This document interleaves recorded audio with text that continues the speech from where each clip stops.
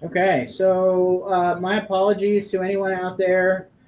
We had some technical difficulties. We're going to do part two.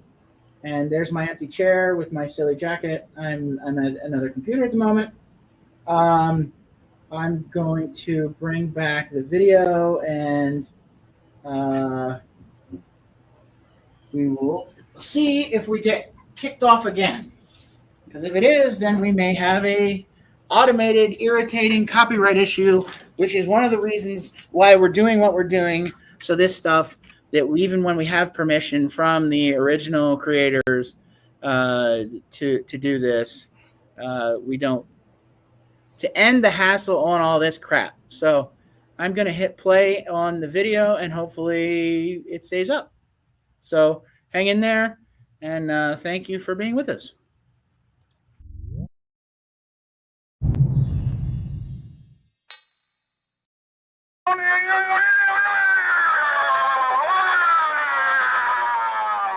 Your mind is telling you, this does not seem safe. These men have sticks. They could hit me. They're going to spray chemicals on me. I should get the fuck out of here. And yet, flying in the face of common sense, we stay there.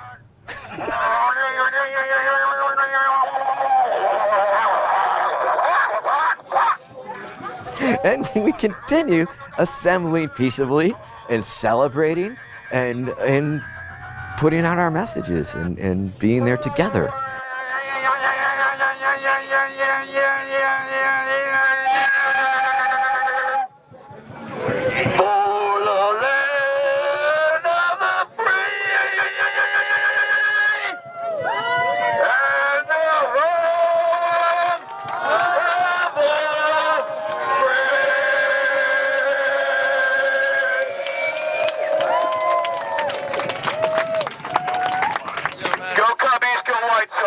Chicago rules. There will be hardships. Not all of us may make it, but those of us who do will enjoy the most wonderful pony world imaginable. Teenage Mutant Ninja Turtles, hero on a half shell. Vermin had a way of tactfully navigating even the most chaotic scenarios. He kept people safe. He challenged the police and made some of them laugh. Whatever. Hey now, hold on. Stop the scuffle. We don't need no scuffles, yo. He displayed remarkable courage and prevented unnecessary bloodshed. And throughout all of it, he was hilarious. I had never seen anybody do this before, and I haven't seen anybody do it since. What the fuck ever. Bunch of cops everywhere, and we're stuck in the middle. Joker's to the left of me. Joker's to the right. Here I am, stuck in the middle with you. I started to wonder about him, and about what protest movements, and really all of us, might be able to learn from him. Was he a wingnut? Maybe. But a very special kind of wingnut. Whatever. Go west, young man. West is California. California is a place I'd rather be, and they loaded up the trunk and moved to Beverly Hills, that is. All right. Thank you. All right. Be safe, everybody. I'm on the other side. I'm actually in the middle of two lines. How safe do I feel right now? Move to the other side. Move. This man is the next president. Okay. I guess I'm out of that thing. I couldn't escape the question. Who is Vermin Supreme?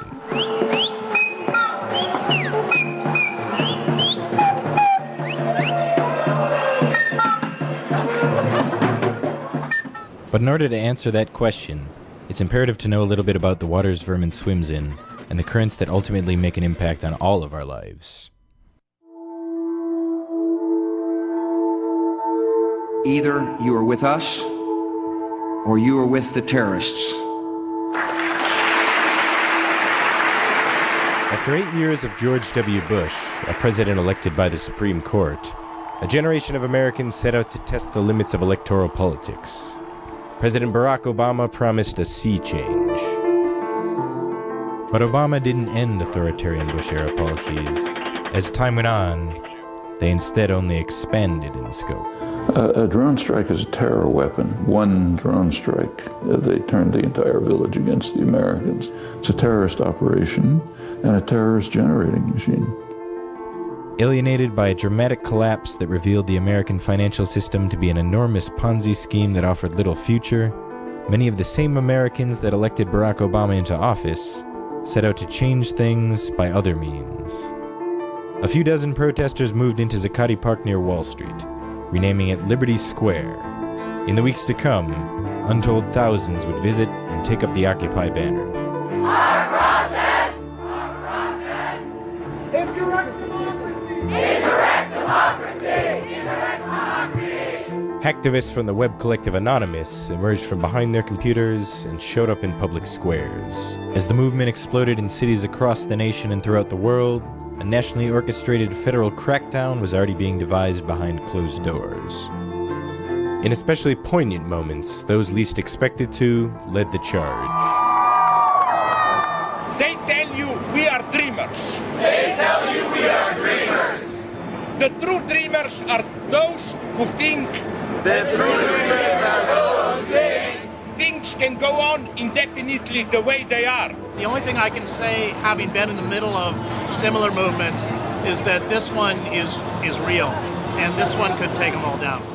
And an opening 2 minutes to Mr. Vermin Supreme. Thank you. Gingivitis has been eroding the gum line of this great nation long enough and must be stopped. For too long, this country has been suffering a great moral and oral decay in spirit. Meanwhile, after an extravagant debate performance on December 19, 2011, a different kind of politician became a viral sensation and reached millions across the globe. Our very salivation is at stake. Yes, I am a politician. I will promise you anything your little electorate heart desires because you are my constituents. You are the informed voting public. And because I have no intention of keeping any promise that I make. Vote early, vote often. Remember, a vote for Vermin Supreme is a vote completely thrown away. Do you still stand by your pledge made in 2008 to provide a pony for every American? Yes, I do, sir. And of course, the important thing to realize is that it is a federal pony identification program where you will need your pony with you at all times. Thank you very much. What other entitlement programs are you for? Just that one. That's enough. Vermin Supreme took his place as an established internet meme, inspiring a proliferation of spin-offs, auto-tunes, appropriations, and recombinations of his image and performance. Oh, one more thing. Jesus told me to make Rams very gay. Okay, thank you, Mr. Supreme. Yeah.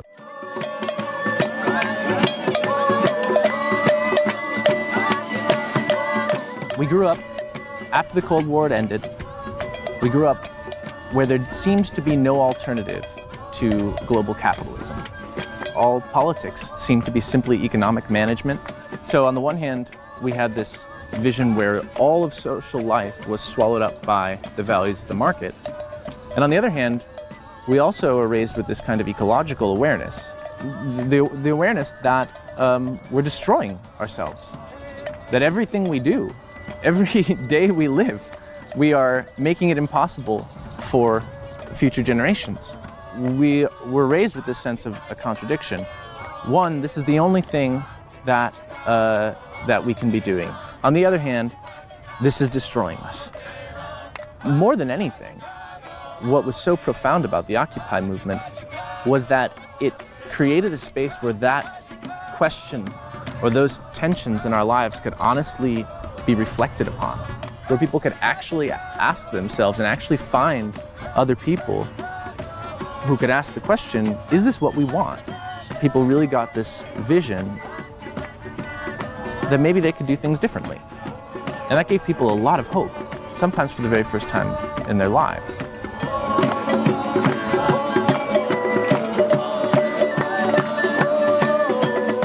It was a generational moment. It just reminded me of me in my 20s, you know, first gaining a political awareness. Anything can happen. And yeah, this is the Rainbow Gathering. 2 months after NATO, Vermin asked me to join him at the 40th Annual National Rainbow Gathering in the Cherokee National Forest. Vermin and his wife Becky have been attending the gatherings for 25 years. I camped for 9 days in the middle of nowhere in Tennessee, eating, talking, working, and celebrating daily with many of the thousands of outsiders, misfits, poets, and renegades that flock to this temporary autonomous zone each year. A mule, you can hit him in the head with a baseball bat and not hurt him nearly as much as you would if you hit your pony. Ponies can be mighty irascible. The experience was, to say the least, truly weird. I got my Cheetos by the president. Scientists cavorted with train hoppers. Libertarians served food to communists. Law enforcement officers, like imperial scouts in foreign territory, occasionally wandered through bewildered. The entire process, much of which is an orgiastic freewheeling party, culminates on July 4th with the syncretic religious ritual that is at once profoundly silly and deeply moving. The Rainbow Gathering is living proof that anarchism can work, if only for a week.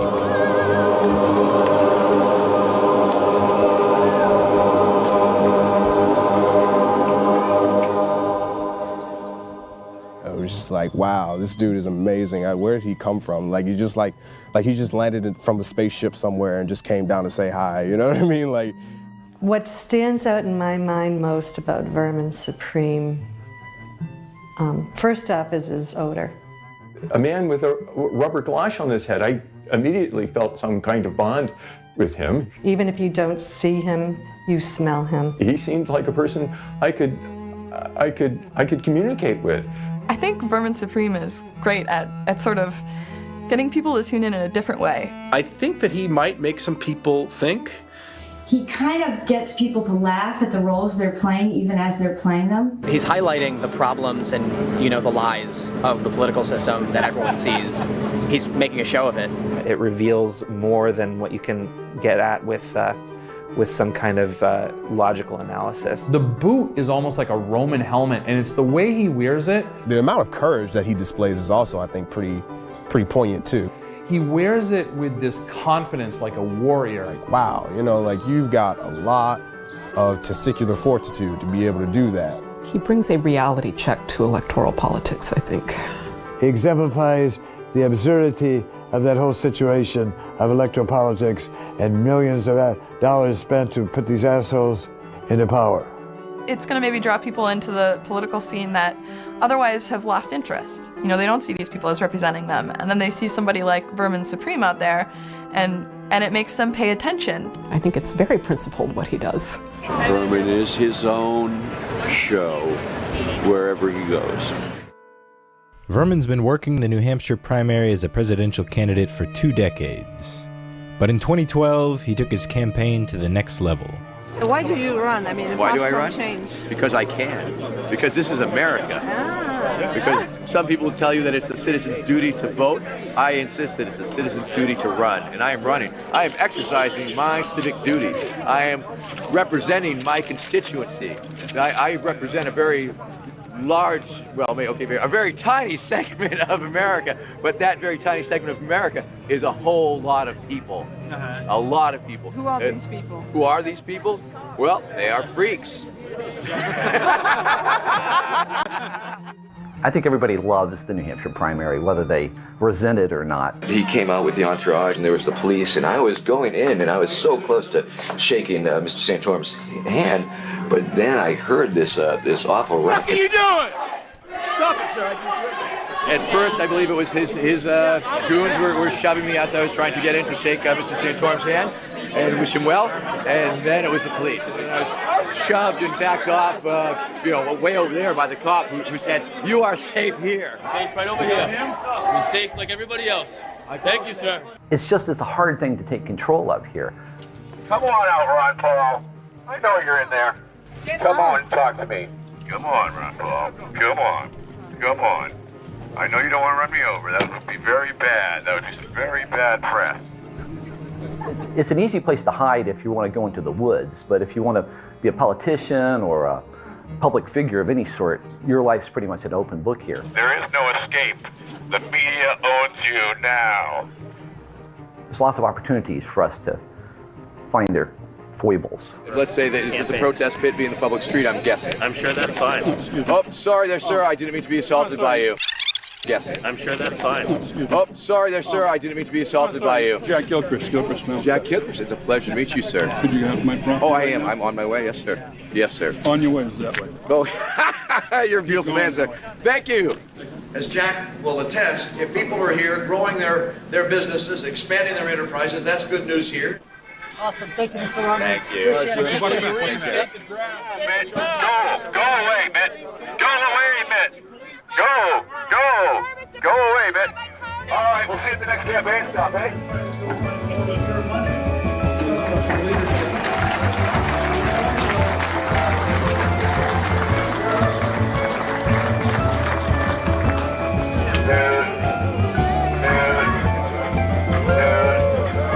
And it could be cited, right? Okay, and that's it. What's the citation on that? It's an ordinance, city ordinance. So it's, I'm just asking what it's like a $100 ticket, something Yes. like that? Okay, Just give you a not heads a up, criminal that's all. offense, not a custody No, situation. not at all, no. Okay, beautiful. Thank you very much. Appreciate that. Newt. Save us, Newt. Save us. Save America. Vermin Supreme can lead an army that'll fuck up a Newt Gingrich event real good.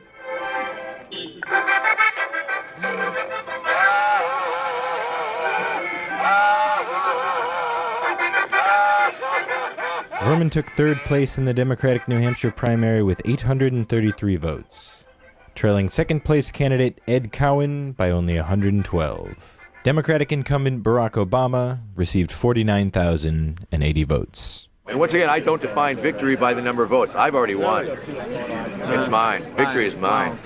Why? What? How? It's a moral victory. It's a what? A moral victory. Moral victory. It's an oral victory. I Why won is it it a victory? because I've defined the debate in my own terms. Because I have come here. I'm not beholden to anyone or anything. I represent my constituents and my constituents only. I am not bought by any corporation.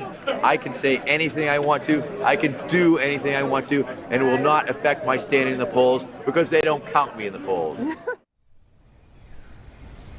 I first arrived at Vermin's home in the dead of night. This is where I slept. The place was much more whimsical by daylight. A compound, a fun house, a retreat. Vermin's own surrealist Walden Pond.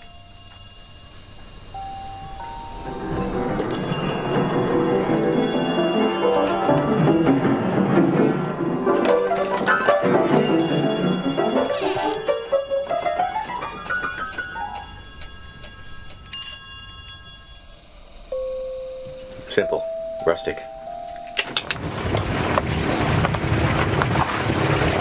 On this site in 1623, the Dorchester Adventurers founded the nucleus of the Massachusetts Bay Colony and the fishing industry here. Roger Conant averted bloodshed between two factions contending for a fishing stage, a notable example of arbitration in the beginning of New England. There are a lot of plaques you see about, this massacre or that massacre, or this battle or that battle, but, I've seen very few plaques commemorating arbitration and averting bloodshed through working it out with words.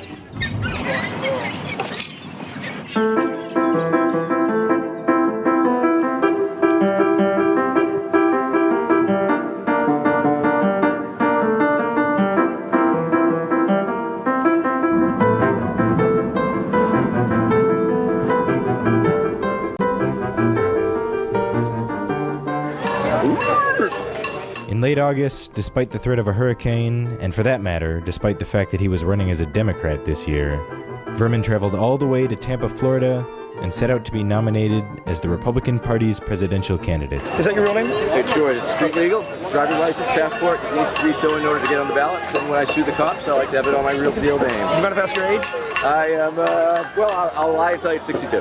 There's a reason that Vermin Supreme has his age listed in 30 different ways in articles written over the past 12 years. I will point out that there has never been an accidental zombie escape at any commercially licensed zombie power turbine facility. Wow, that's true, and that's hard to argue with. Wait, there's never been a... I can't off the top of my head think of the most egregious nonsense he's ever told people, but sometimes when I'm reading other articles, it's just... What are we marching for today? We are marching for our lives, I believe. We are marching today in solidarity with all these police officers who have joined us to show our disgust with the system and how we must all overthrow it real soon. Am I right, officer? No comment. Also, there's so much more there. My name is Vermin Supreme. I'm running for President of America, and I'm a friendly fascist, tyrant you can trust, and I'm also an anarchist. America was founded on this idea that was dangerous and actually crazy. I believe that we can all live better together if we cooperate, and that mutual aid is the most important thing in our lives to help one another. That people could, govern themselves. Please, chafing is a very important issue to me because I believe personally that chafing can lead to police violence. It's not just all telling cops to make sure their balls don't get chafed because they're in the deep south. Call me a utopian if you will, but that's the way I feel. And I don't believe that we need a government to tell us where we need to march today, but here you are. No matter how ridiculous he looks, these are messages that do resonate with people. You can look on a video and it feels like one thing, but to be in the streets surrounded by police with, semi-automatic rifles and riot gear and helmets and shin pads and shoulder pads for, 60 hippies in the street, that kind of overkill is intimidating. You got whatever you need to get rid of us, come on, you have overwhelming force, you got the friggin' sticks, you got the gas, you got the pepper spray, you got all this obnoxious stuff. He's a leader, and he's an experienced leader. Let's face it, a lot of the people who still are brave enough to be putting themselves on the line are much younger than Vermin Supreme, and it's understandable. I get frustrated with, general apathy,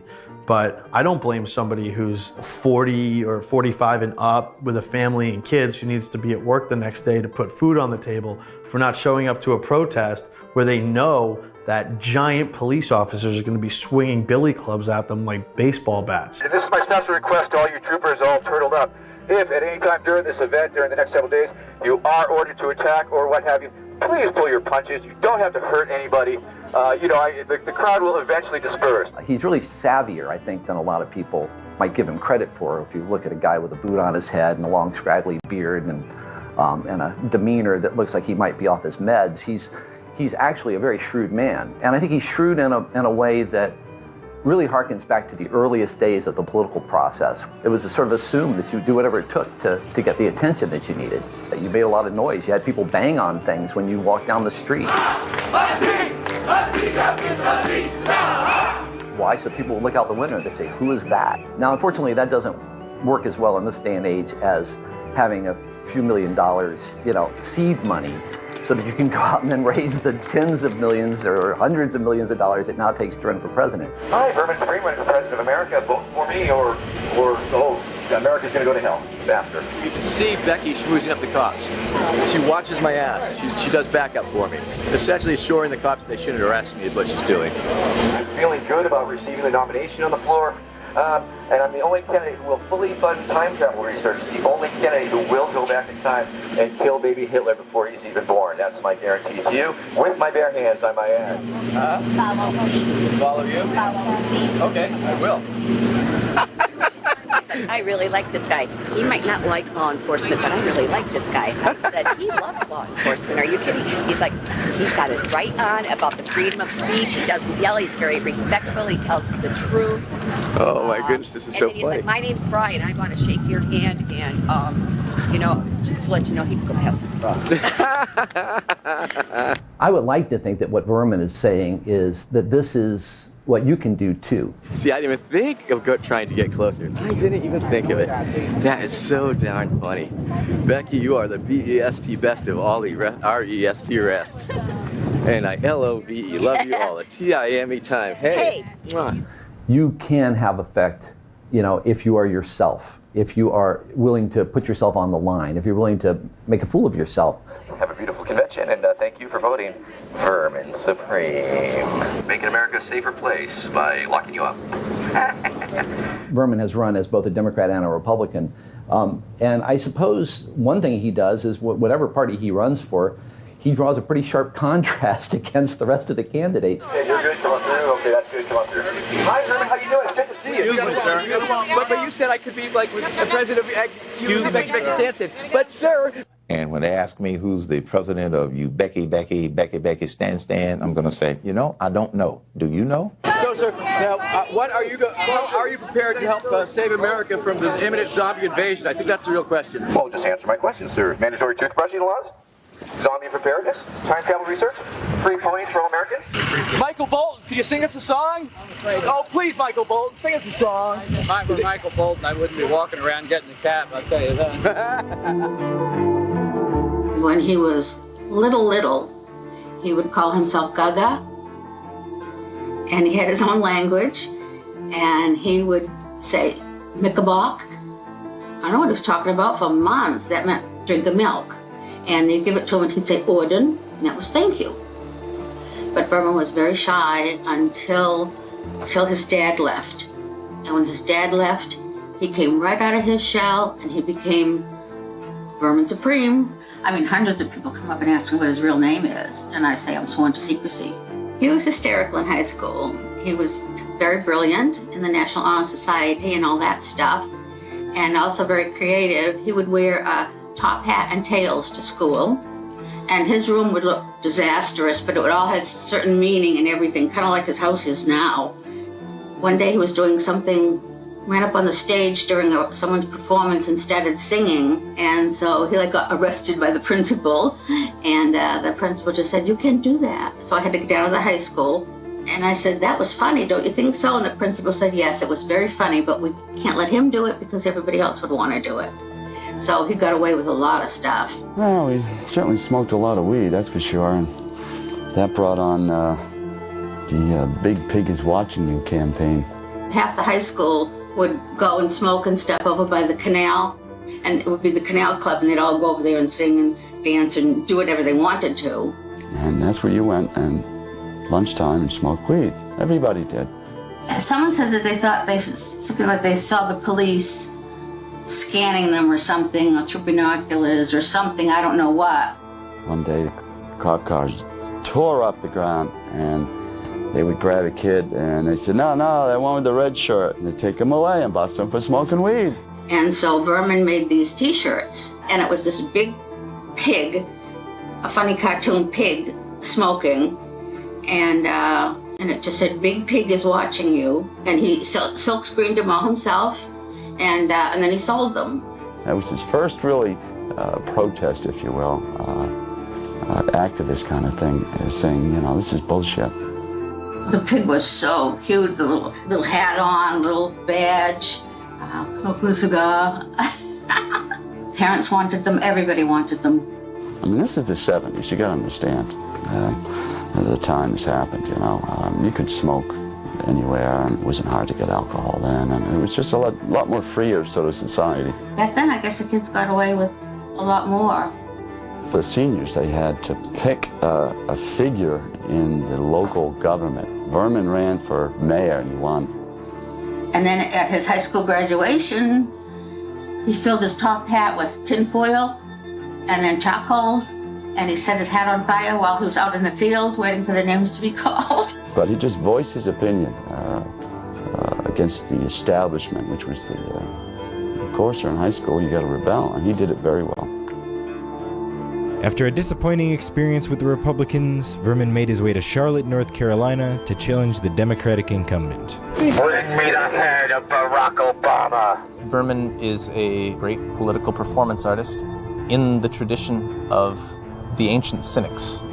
The ancient Cynic philosopher Diogenes of Sinope was the famous homeless philosopher of ancient Athens who lived in a tub and would engage in a sort of public mockery that he called philanthropy.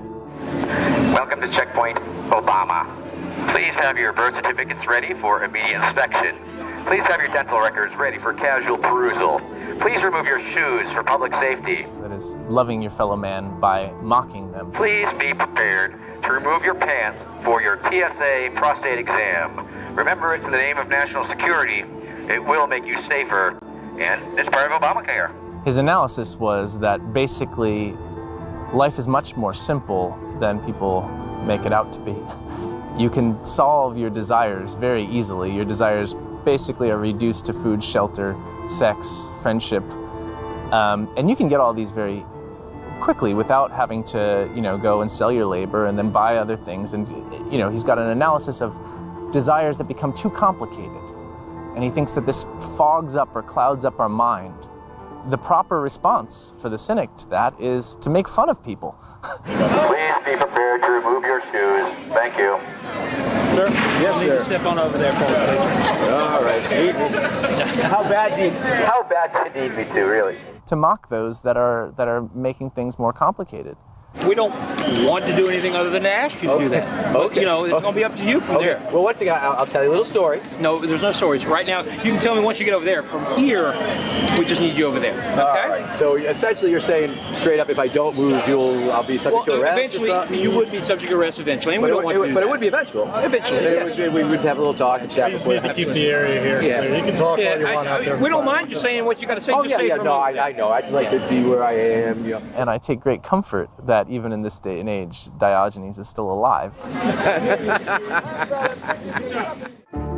Vermin ordinarily works alone, or with Becky as backup, but at the DNC, all of that changed. I met Vermin Supreme when I was doing my reality sitcom. I have a little one on YouTube. It's called Quiet Desperation, showing the struggles of creative types. And I had an open casting call, and Vermin showed up. And, his comedy timing was just absolutely impeccable. It was like Bill Murray timing, and the personality, it was him. A lot of actors bring it up on stage and, that's where they keep it. And then off stage, they're a different person. But it was his natural style. It was who he was. He was already unplugged from a lot of the linears, and he was just an absolute brilliant sort of personality. Maybe God has a DVD that he records you and me and lets his drinking buddies watch you fuck up while they're laughing their asses off. It's like someone put a little condom on my dreams, cause now I can't feel a fucking thing. Vermin saved me. Yeah, we hit it off that day, needless to say. At the DNC, it was absolutely incredible to see Vermin in his element. To be honest, it was a complete revelation. It was like Andy Kaufman diving into politics. It was incredible. I mean, you're going into the Lion's Den. You have like 1,000 police officers on these bikes and in these motorcycles. Like a true nature child, you're born to be wild, born to be wild, born to be wild. It was scary to, sort of see that element, almost like a police state with the gates lined up on the side. The free speech zone is now open if you would like to enter it. I understand you think that it is the cage, but you can enter it, and there is an opportunity for you to enter it. And when we got to the Occupy camp, to a certain degree, a lot of those cats were even scarier and stuff, just because a lot of them have a lot of fire with what they're protesting. And I don't know, man. I mean, sometimes, you can catch more flies with honey and stuff. Sykes, nice to see you. Hughes, how you doing? Aquino, beautiful people. At Manus, nice to see you. Drummer, how you doing? Green, nice to see you. Kasky, what a wonderful world we live in, isn't it? 19-15, Army Field Manual. Know your troops by name. Gonna try to make the boys in blue smile. Hey! Hot dogs and applesauce. Come on! Hot dogs and applesauce. One time. Hot dogs and applesauce. You're under arrest, 30 hippies at the Occupy. Come on. Hot dogs and applesauce, and maybe we'll get married someday. I have a merch table in the car over there. My name is Rob Patillo. Last verse. Gonna waste my money at the strip club. Come on. Hot dogs and applesauce. One time. Hot dogs and applesauce. Come on. Hot dogs and applesauce. Gonna go to the strip club and scratch some tickets. Come on. Hot dogs and applesauce, and maybe we'll get married one day. And on top of being a candidate, on top of being a protester, he was a liaison between the cops and the protesters. Once again, Vermin Supreme Rally and friends, we are being allowed to march on to Tryon, and then we'll take a right, and we'll see what happens from there. So, I mean, the cops were convinced he was the head of Occupy. How far up Tryon are you planning to go? You know you're going to have to go. He knows what he needs to say to calm a situation, and he knows what he needs to convey. You tell me where you want to turn, okay? All right. Okay, fine. How about this? Walk a little bit, and when it looks like we have to make a decision, maybe give us a few minutes to make that decision. Thank you, sir. And it reinvested my faith that, you know, even the idea of the protest can be evolved so that, you know, I mean, both parties are on the same page. We're sort of on the, cop route at this moment, but that's where we're at. I made it clear that it would be preferable for us to see the delegates and shit like that. That's all I can say. Some anarchists and some punks would call it, you know, maybe, I don't know, selling out to the pig and the man, but those people are so short-sighted, and I think, I don't know, it's a brilliant way of handling with situations. Hi, how are you doing today? Good to see you. Got your McRibs? They are taking these children and turning them into these sandwiches. McDonald's can no longer be allowed to harvest these jumbo fetuses in order to make their McRib sandwiches. These are some Occupy Wall Street. No, we are not Occupy Wall Street. I have many constituents, sir. In fact, me and Randall Terry, we go back. Don't tell me. No. You're with him. I know Randall. Randall's my buddy. Really? Oh, I'm the guy who glitter bombed him during the debate up in New Hampshire. But people they like funny people saying stupid shit. You know, it's Mad Magazine. Mr. Barrett, did you know that giant mutant fetuses were being factory farmed in Idaho to create the McRib sandwiches? Did you know that? Okay, once again, of course, I've got my magic glitter here, which is going to turn these fine folks gay. They're turning gay! Glitter fetuses for everybody!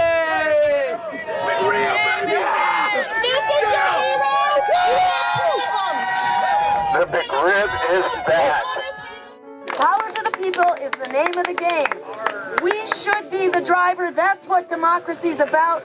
We get there one step at a time by building the grassroots movement that Occupy represents, and by building a real public interest political party that is not controlled by Wall Street and not controlled by the 1%.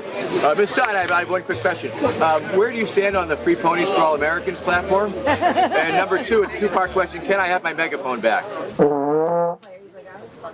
Tonight there's a Vermin Supreme dance party, anti-losing, pro-winning, I don't know the title of it. Anyway, so we're just trying to contemplate what we can do to make tonight a little more exciting than the earlier occasion, which was a lot of walking and sweating and little joy, for me personally. She looks familiar. We want more. We want more joy. And only 1 hour from now, our nomination will be in, and we are celebrating a night that's going to change the history of the world. He's going to keep the McRib around forever. He's going to give a free pony to everybody.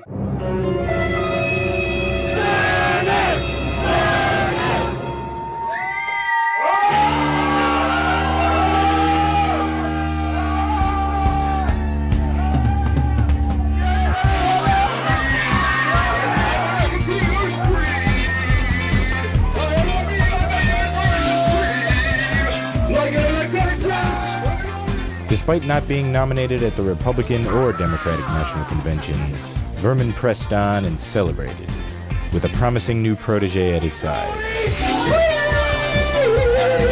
Harnessing the awesome power of zombies,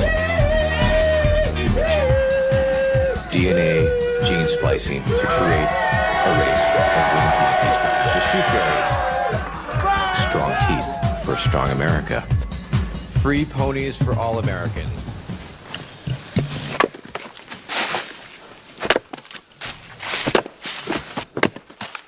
Reagan used to like chop wood.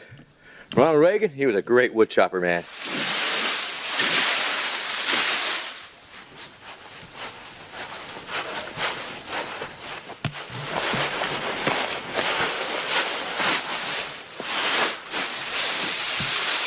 The crockership with which the crooks in charge intend to fool and barge and blindly lead the swarming masses of bastards and asses. Introduction of self-destruction to taste the waste, producing least with enough candy grudge to flood the blood and drown their brains and make us die!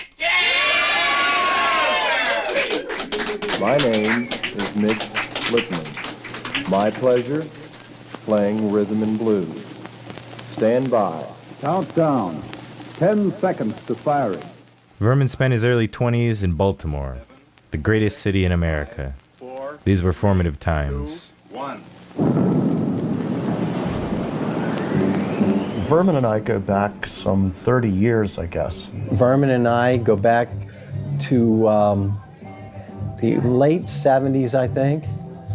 To the days of the Marble Bar, the Jockey Club, up by Druid Hill Lake. Come on, buddy. It was a huge mansion where Vermin lived with a whole bunch of crazy art people. He moved into the Jockey Club right before I did. He was out, and I remember going into his room, and it was like nothing I'd ever seen before. It would look arbitrary, but then if you really looked at it, you realized that there was definitely something going on. And I was hoping that whatever kind of a mutant lived there, he was going to be one of ours. And it turned out he was one of ours. One of the first things he ever did that really fascinated me was he was going around and he was collecting anything he found: fingernails, ticks, splinters. I mean, a lot of it was just really disgusting stuff. And then it just accumulated to the point where he took this, it was like a gumball machine, and all of these things were in there, and then you pressed a little thing and these would be the treats that came out. We built this fun house in the basement. Anybody that came over could go in it and try to get through it. It took us months to build this thing, and it was really incredible. This is a great fun house. Really? Yeah, it's a great fun house. It's very original. It's more interesting than those. And they had these parties there, Jockey Club parties. And, there was hundreds and hundreds of people that went to these things, and we would have, 16 kegs for these. These were huge, huge parties. You see him approaching the cops, the head cop, the guy in the white shirt, going up to wheel and deal with him, and we'd fuck, we better just start packing up the gear and get out. Oh man, fucking Vermin. You see the cop looking at him like, what the fuck is this? He'd be wearing these crazy outfits, but somehow he would just talk to him and they'd be like, okay. Minutes later, they're shaking hands like they went to high school together or something, and Vermin comes back and, yeah. All right, you guys be careful, okay? Yeah, no problem, keep partying. He came up with the Vermin Supreme, and then he decided that he was going to start running, he was going to do politics, and that's when he ran for mayor of Baltimore. What are you running for? Mayor? Mayor of what? Baltimore. Well, okay. Thank God we're going to have a change. I'm going to tell you the truth. Tell me the truth, yes. What we got running for mayor, you just about got my vote there. All right, there you go. Another. We need a change. Yes, we do, because it's later than you think.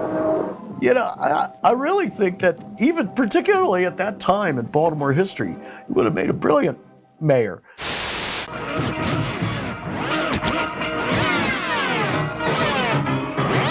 I am running for mayor of the entire United States of America. Work will make you free. I met the Vermin in Boston in 1992. Our politics has been turned into show business. I have a standing offer, a standing challenge to each and every other presidential contender for a dueling chainsaw grudge match in the steel cage of doom.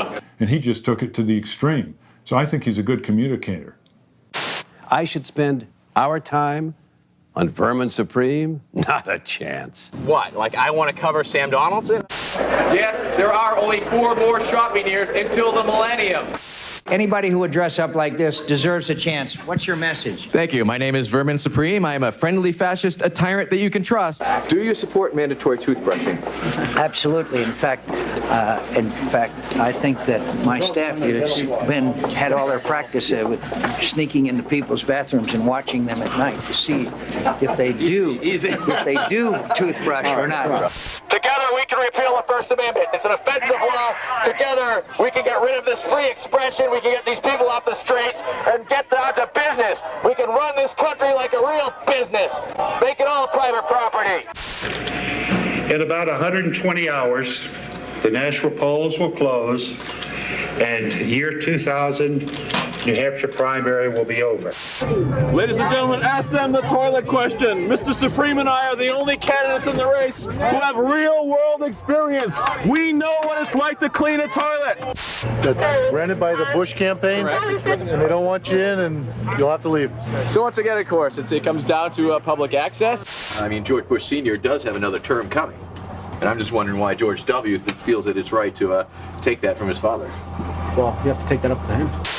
Hi, I'm Vermin Supreme, fake reporter, and we are here live in New York City at the National Republican Convention. If Bush and Cheney got in a fight, who do you think would win? Who, Bush and Cheney together and fight? Fight each other. That will never happen, baby. If George Bush and Osama bin Laden decided to settle their differences through panty wrestling, who do you think would win? I'm getting complaints.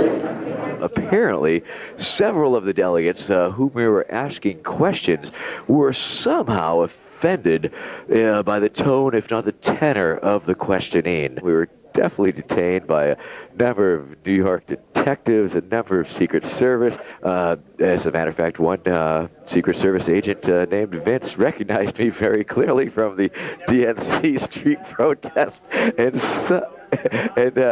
somehow made the connection that I was some sort of connected with anarchist protesters. Well, I mean, obviously that's not the case. Apparently, somebody let the President of the United States in here. The good Americans are clapping like fools.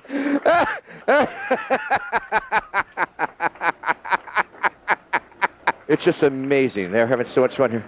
Okay, sorry. Okay, we're being told that we have to move, and we are moving that way because we love our president. Mission accomplished. Abu Ghraib apparently being detained. Somebody's holding me by the arm. We are once again being checked out by members of, I'm assuming, the Secret Service. Yes. Who are you? The crowd is getting a little unruly. It seems like violence could break out at any minute. Okay. Senator Edwards, how can the U.S. slave labor force ever hope to compete with the Chinese slave labor force? Rudy, I have a present for you. It's a clown nose. I'd like to present you with this clown nose, Rudy. Run away, Rudy, you chicken! Come on out and talk to me!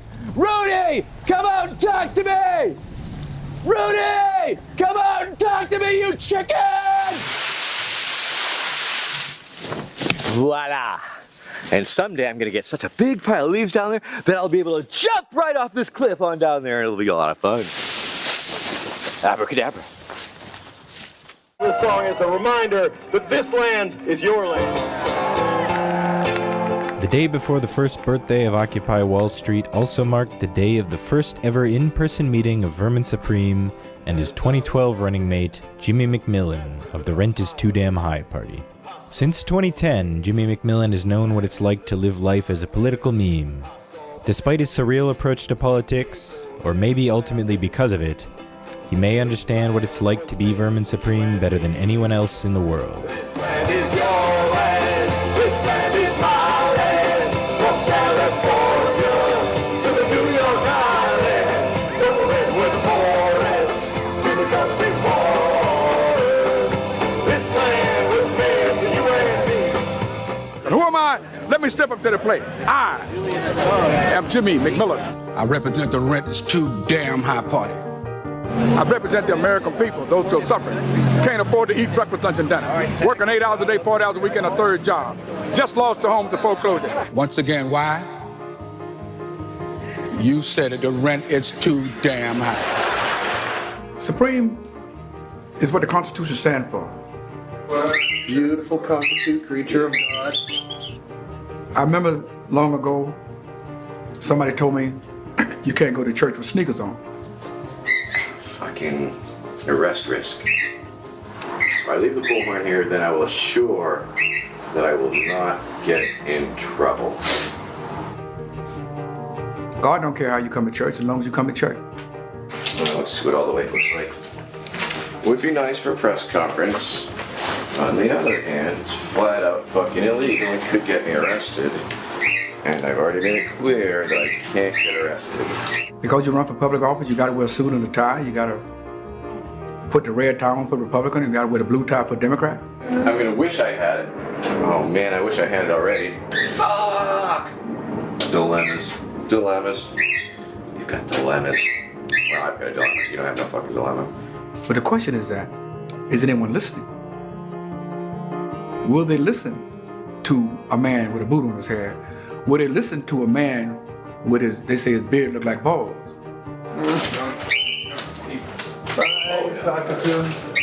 Will they listen to the guy who looked like the black Hulk Hogan of the Santa Claus? Shit, okay. Americans go by the way you look. This is why I created this look. Shit, okay. Vermin tried the boot, I tried the facial hairs. It took me 2 decades to figure this out. 2 decades to get to the people. And when I realized it, I got you suckers now. Hi. Every dog has his day. And bow wow wow, yippee yo, yippee yay. Vermin gonna have his day. Steve, don't forget to follow me onto the train. Don't get the shot like where the doors close and you're on the other side of them. Well, yeah, I know you'd probably like to take the shot of, me entering a subway car, doors closing, and like watching the subway pull up. But then you would be left on the train station, you see. That would be an awesome shot, though. Really? And that's the last we ever saw of him. Hey! Don't forget to brush your teeth! Oh, jeez, I'm sorry, Rob. I forgot about that part. Hey! Don't forget to brush your teeth! Yeah! Hey! Don't forget to brush your teeth! Eh? Hey! Don't forget to brush your teeth! Don't forget to brush your teeth! Just flashback, sorry. Yeah. Good times. Secret times.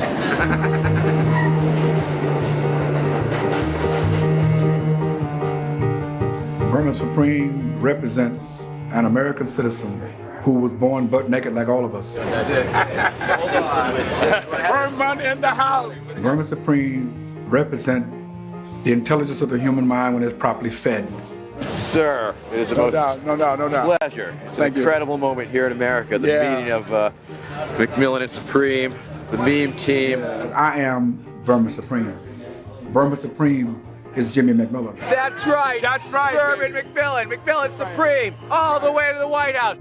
Jimmy McMillan and Vermin Supreme is all of you. We met on a television station that most of you not familiar with, called Chatterspace. It was on the internet. We have a crisis, the economic crisis that no one in the country seems to understand. And I need you, Vermin, to step up with those teeth and bite a plug out of all of their backsides. Waking the people up, giving the people a choice, letting people know something is wrong. We wouldn't be running if something wasn't wrong. Don't you see? No, they can't see. They've been hypnotized. They're on hypnosis. They've been hypnotized by the same old Democrats and Republicans who found a way to get elected year after year after year after year. So I have a vision of Jimmy McMillan saying a lot of things while he's talking that I will probably have problems with.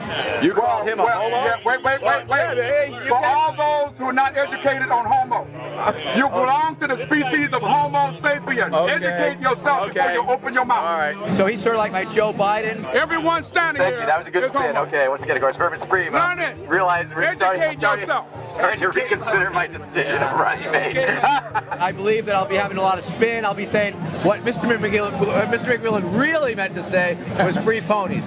Vermin never told nobody what that pony was. Free pony, yeah. So there'll be a lot of that going on, I think.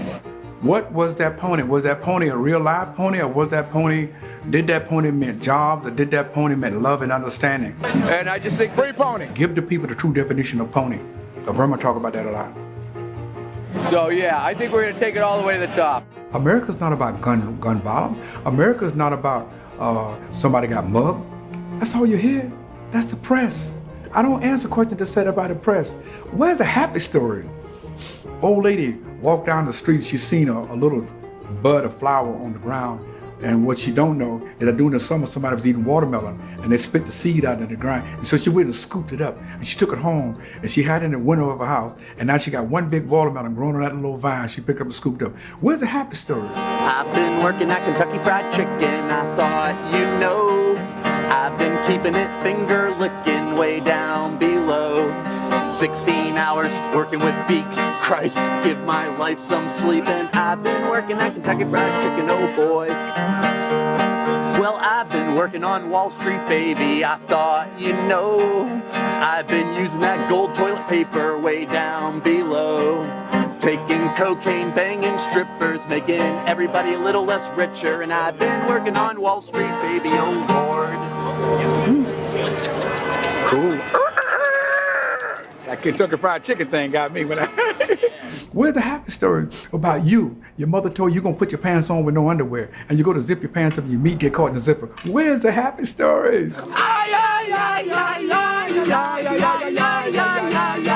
Hit the rooster noise. Those stories is missing the American culture. This is the American culture. Up early every morning, gotta go to work. I hear that sound in the barn from that crazy jerk.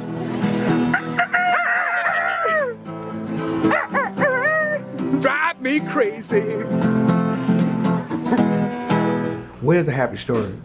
People don't know how to tell the happy stories no more. The happy stories have vanished. Coming on now are not one, but two presidential candidates. Let's lynch a landlord! Let's lynch a landlord, man! Woo! First up, I see Jimmy McMillan of the Rent is Too Damn High party, followed closely by Vice President or President, this is Vermin Supreme. Happy anniversary to one and all. It's the most beautiful thing in the world. Occupy Wall Street, taking the streets one more time. Right.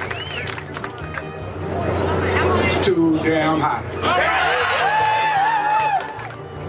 You lost your home to foreclosure. You can't afford the student loan. Well, Mr. McMillan, well, what do we do about it? Simple.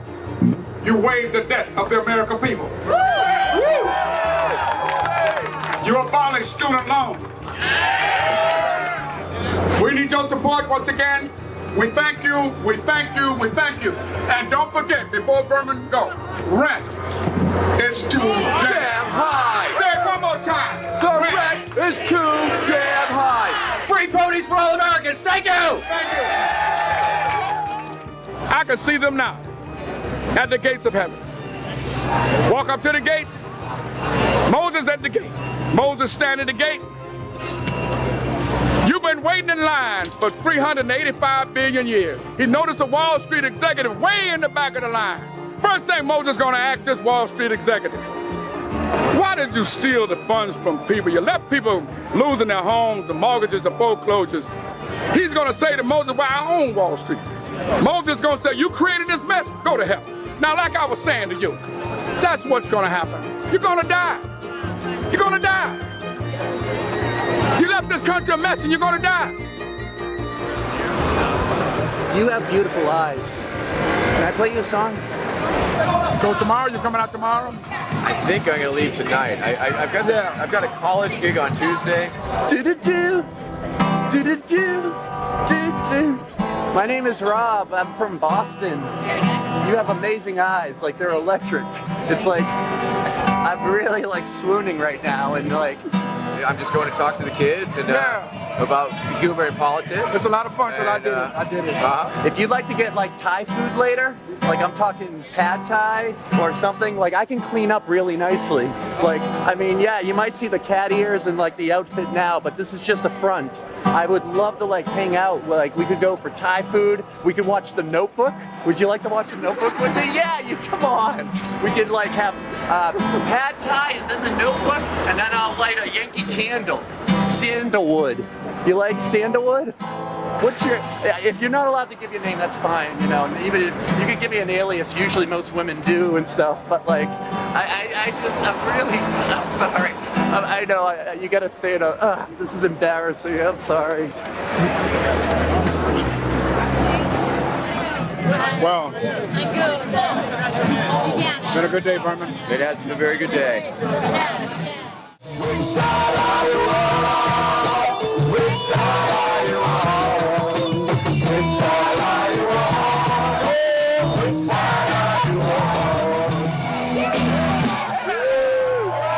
Tomorrow, power of the peaceful, no stupid shit, non-violent, direct action. Mic check! Mic check! For those of you who don't know, we have a plan to shut down the entire financial district tomorrow.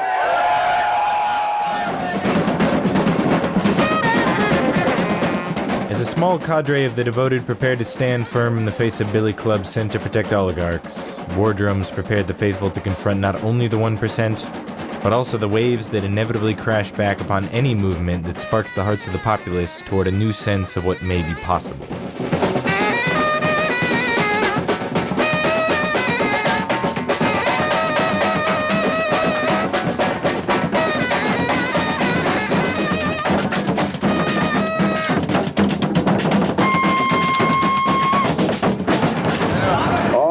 Which one of you horsies need their tooths brushed? Don't forget to floss those horsey teeth, okay? All right. Did I ever tell you how nice baby blue looks on you? It sets your eyes off really nice. Remember, minimal use of force to achieve your desired result. Thank you. Before returning home to prepare for his first big college speaking gig, Vermin had one last visit to make.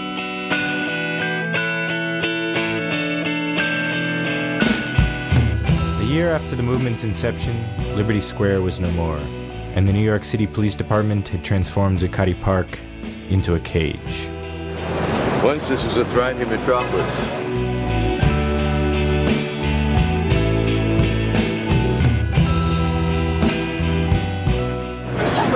Sir. Love you, sir, and I'm voting for you this year because you're the only hope America has. Thank you, you're very kind. This is good, right? It is. Thank you.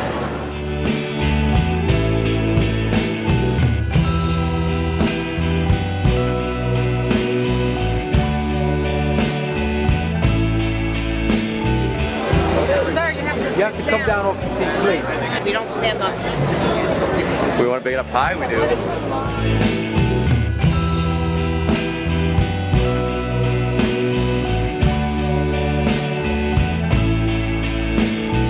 Excuse me. Do me a favor, you can't have the stick in here. Oh, they told me when coming in that I could. No problem. For you, I'll do you a favor. Y'all let me in with it. Talk to your guy, you let me in with it. Even with it. Talk to your guy, you let me in. Have a great night. Have a great night. Be nice to my kids, okay?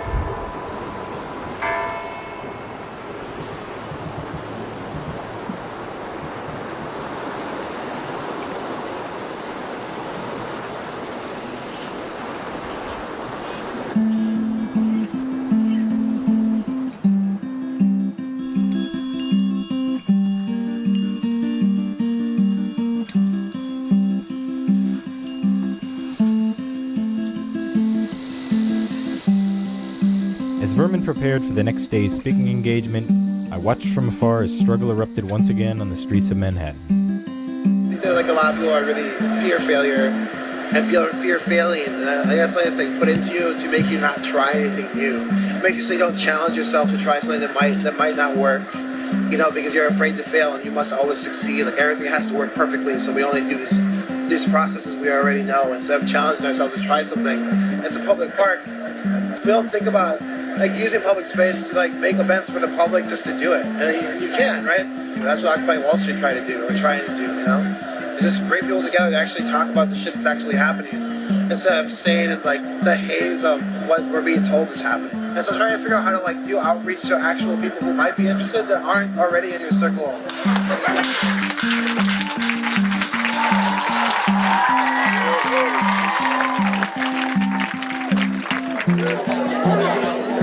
Are we ready to go? I think so. Okay. We have a system that's designed to set up two major parties, yet we still act as though third parties have a role to play when we've created a system that pushes them out.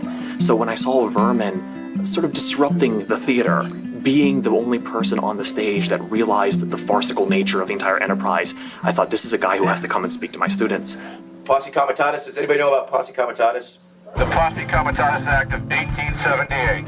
Once again, it's another bedrock founding document, a document upon which this country was founded. And essentially what it stated was that active members of the U.S. military cannot conduct domestic law enforcement on American soil. I'm asking the Washington, D.C. Police Department, the Metropolitan Police, to please arrest these soldiers that are in clear violation of the Posse Comitatus Act. It's a very sensible act. It's to prevent the military takeover of the United States.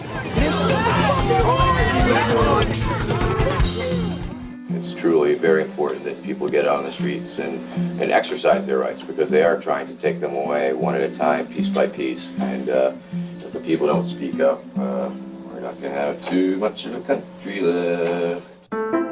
Well, they may or may not let us in with the bullhorn, maybe even the guitar, we'll see. As Barack Obama and Mitt Romney prepared to face off in a highly regulated two-party debate, Vermin and Rob made an attempt to enter the free speech zone a few blocks down the road. They were turned away. No bullhorn? Nope. How about if I leave it turned off? How about if I give you the batteries? Nope. Hi, I'm Vermin Supreme. I'm running for president, and I'm here to debate Mr. Romney. Stand on the sidewalk, please. The closer they got to the debate, the stranger things became. Woo! You have no right for human sacrifice of babies! What would it profit if a man would gain the whole world? I put a baby in you! Are you ready to forfeit? Because you kept talking about going to college! Raise your voice like a trumpet! Boo-hoo! To my people! Now you got something to do! Abortion is sin! I put a baby in you! Raise your voice one more time! Yeah! I put a baby in you! Are you really serious about being president, or do you want people to just listen to you? Yes. Jill Stein and her running mate were actually arrested trying to get into the debates here a little earlier. What's the flag? I'm undecided whether I will take that path or not. Maybe we should cross the street just for fun. Yes, but he... Good to see you. You're not going to be able to stay here. You're going to have to go back across the Okay, how about a moving picket? We can do a moving picket, right? Yes, you can do it on the other side of the street. This is what you get when you try to have a voice. When I am president, things are going to be a lot different because you will be working for me. We'll be back. Thank you. Who will cross the street with me? Yeah! We have 34 seconds. Who will cross the street with me? Freedom's just another word for get on the other side of the street. Get on. And that's all they told Vermin and me. All right, we'll be back. What are they so afraid of? Why won't they debate me? Who will cross the street with me? Who will join me across the street? All right, who will join me? Who will cross the street with me? Who will walk up here and turn around with me and say hi? Can I speak to you? Yes, sir. Like 7, we gotta stop it, okay? That's gonna be the final warning. Okay? Just stay on the other side of the street, okay? Stay on the other side. Good luck with yourself. I can be here. Stay on the other side. Can I ask why? They don't want you crossing the street. Who's they, though? Our bosses. Oh, okay. Yeah, don't get me started on bosses. Okay. Good night. Stop mixing Israeli politics into American votes. Legalize marijuana.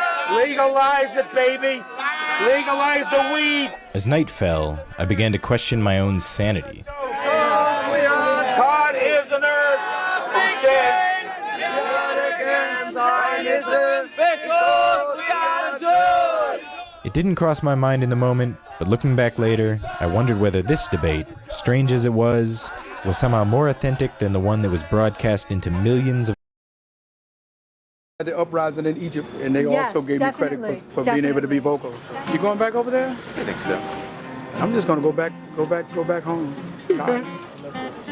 This is the only debate they're gonna have, so we may do something on, get Michael to do something on Chattel Space or something. Yeah. Not Chattel Space, do something online. So. Yeah. I'll have to. Yeah, we can walk you to your car. Oh, okay. Walk you there. We this way, let me see if I'm left to the left.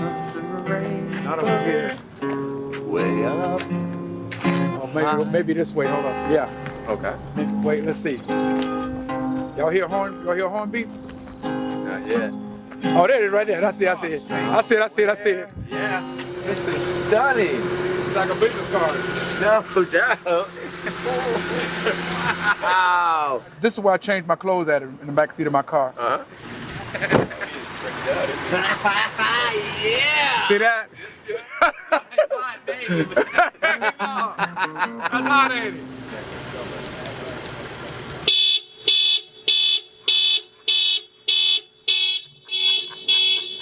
Okay. Like that Berman. Y'all take care of Berman now. We will, Jimmy. Okay, guys. Good night. The force be with you. All right. Light speed.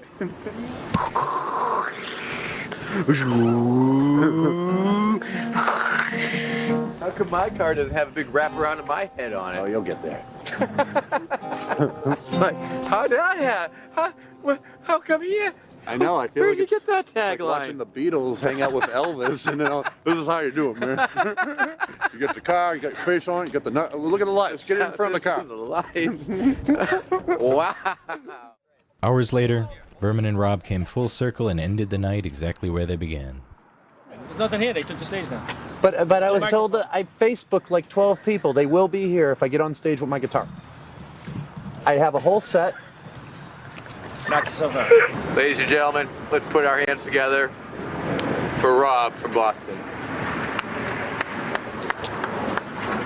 You know, even if the weather gets a little bit cold, you know, all these occupier and protesters are willing to stay here to, well, what time is it? I mean, you know, it's got to be like midnight or 1 a.m. Oh, look, it's 9:43. Okay, so it got a little nippy. Everybody went home. But 1, 2, 3, 4. Maybe God has a DVD that he records you and me, and lets his drinking buddies watch us mess up while they're laughing their asses off. Like someone put a little condom on my dreams, cause now I can't feel a single thing.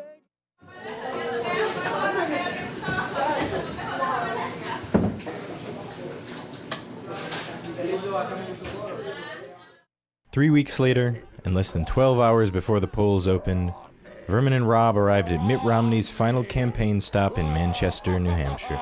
I'm voting for Mitt Romney! Ladies and gentlemen, would you please welcome the next president and the next first lady, Mr. Mitt and Ann Romney.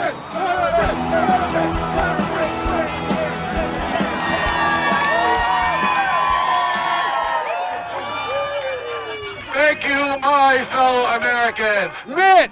Mitt! Mitt! Mitt! Mitt! Mitt! Mitt! Mitt! Mitt! Mitt! Mitt! Mitt! Mitt! Mitt! Mitt! Mitt! Mitt! The beauty of my campaign that I've discovered this year is that because of my presentation and my platform, it was perceived to be a nonpartisan critique on the system at large, and therefore attracted support from across the board. USA! USA! I love America. He does. I saw it on Facebook. He liked it. It's just amazing that people are so willing to vote against their own self-interest, and that the differences between the parties are just so few, but the few that are there are the ones that people latch onto and become extremely passionate about. Obama and Romney are the same, so vote for someone you know. The fact is that I have a real constituency, and I have a real constituent base, and I may never really be able to represent them in a real governmental way, but I certainly do my best to represent them outside of the government. It's effective and it's gotten media attention, and that's how you get the word out. R-O-C-K in the USA! That didn't smell like alcohol at all. That's one of the most wonderful things that I think came out of the Occupy movement that I saw, was that these young people were activated, these young people were motivated, and they came together, and they will be working on the issues for the next 40 years. Martial law has been declared. I'm a little scared. It's beautiful in the camps. At night, the stars are so bright. As Mitt Romney prepared for his victory rally just across town in Boston, Barack Obama held his own triumphant ceremony in Chicago's McCormick Place, the venue that housed the NATO summit just blocks from where I first met Vermin less than 6 months earlier. Meanwhile, Vermin and Rob took to the internet radio waves for one final election night push. D.C., Delaware, Rhode Island, Maryland, and Massachusetts have been called for Obama. Vermin won all those states? Thank you, America. Thank you, America. I mean, even if right now it's still the Matrix and we vote between two parties, well, the world's always evolving, and who knows, maybe by 2020, a couple of states secede into Atlantis and we put somebody there that can run it, Jedi style, instead of this little Matrix game. I think these numbers reflect the fact that many of my votes are simply not being counted and will not be counted. Sadly, the way the system is set up, we will have absolutely no idea ultimately of how many votes I actually did get. It's just a TV show, man. I mean, the real shit is happening behind the scenes, and you're not really going to know about it until it becomes catastrophic or neat enough that it actually gets out there, like what sort of happened in other countries. I type into Google sometimes, "Why are you watching me?" What's the response? They never answer. It's a bunch of rich people trying to write history for this country. So they get their elected leaders in there, they get their politics in there. On TV, they give their controlled history of what's happening. More and more, you see the cynicism on Facebook every day with all these people liking these very cynical JPEG photos, because the attention span of people these days is they can only take in a JPEG photo at this time. They can only look at a Romney percentage, and they're all darkly cynical. And it's scary to see how much people like that. And people are not that dumb, and they know what's happening. They're just too lazy right now because we're living in the laziest Or they're too busy time. working 4 or 5 jobs just to make ends meet. Great point. 4 years ago, when Obama, and during the primaries, I was interviewed by the AP, and I said I voted for Barack Obama because I like his optimism, I like his defense of the environment, and I like his consistency in not supporting the wars overseas. Well, What he has an a great idiot I am. message, but he just has no follow-through. Sucker! It's a trap! It's a trap! It's a trap! Don't go into that voting booth! Don't go into the voting booth! It's a trap! My friends, I am taking this opportunity to declare utter and absolute victory over my vanquished foes, the American public. Why the boot? The boot is it's a device, it's a tool that has drawn more attention to me and gotten me more votes than any of the 400 people who are running for president. I mean, people are spending real money. I mean, people spend their life savings. They sell their house to run for president in America. They travel the country. They're passionate about their issues, and almost nobody listens to them. They're treated like crackpots. Why are they so excluded from debates? Why are their messages not being heard? Why are the two parties conspiring to present these two candidates, which are essentially the same thing, which are furthering the erosion of civil liberties in this country, the destruction of the environment, the corporatocracy, all these things. And they differ on some very small, minor issues, and that's enough to get people very excited. So can I ask you, did you run? He voted. Yes, I've been running for years. No, he Hi, voted how you for doing? you. He voted for you. This gentleman voted for me today. Absolutely. Sorry, Kate. You're probably the most honest candidate running. Thank you. Yes. Gonna smoke weed legally in Colorado. Come on! Hot dogs and applesauce. Hot dogs and applesauce. Come on! Hot dogs and applesauce. there's a lot of serious shit going down, and it can be really heavy when you start thinking about it and looking at it, and a little overwhelming at times. But really, you got to step back and you got to do what you can do, and it's about raising consciousness and letting people know what's up, and then just making fun of it, just making so much fun of it that people can see how ultimately ridiculous it is. So let's rock this world. Let's make a difference, and let's do it with absurdity. Yeah, we're a joke, but we're a pretty damn serious joke. So you laugh at us while the world is burning, and then we'll talk about it, okay? Hardy, har, har. I'm Vermin Look who's Supreme, laughing running for now. president of America. Fuckers.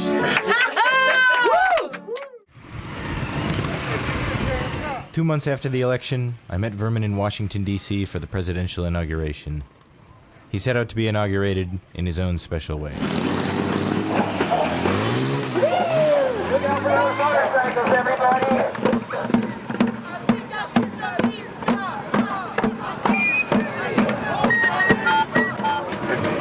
Is this a special entrance for anarchists? Is this the one? Hi, I'm Vermin Supreme. I'm President of America. Is this where I go in?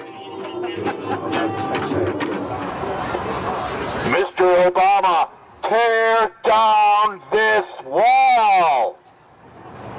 My fellow Americans and others, it is my distinct pleasure to promise to faithfully execute all Americans.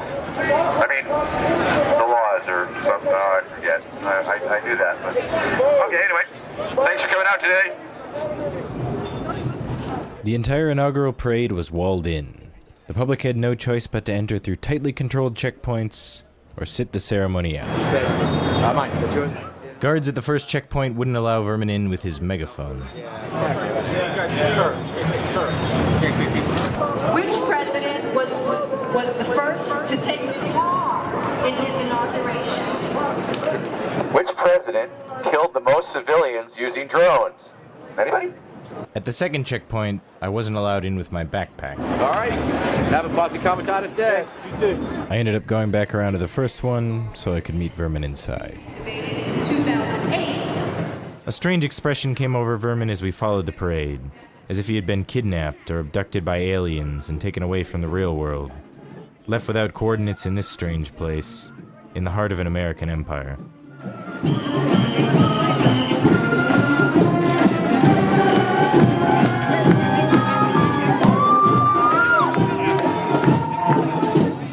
The award-winning Palmview High School Mariachi from La Jolla is considered to be one of the best student mariachi groups in the state of Texas. The band's members continue a tradition that includes nationally televised performances and competitive success. The band has been invited to perform in 5 Macy's Thanksgiving Day parades. The rover will help lay the groundwork for NASA's goal of sending humans to the red planet. And then, amongst the scattered pageantry, Vermin spotted the most powerful man in the world.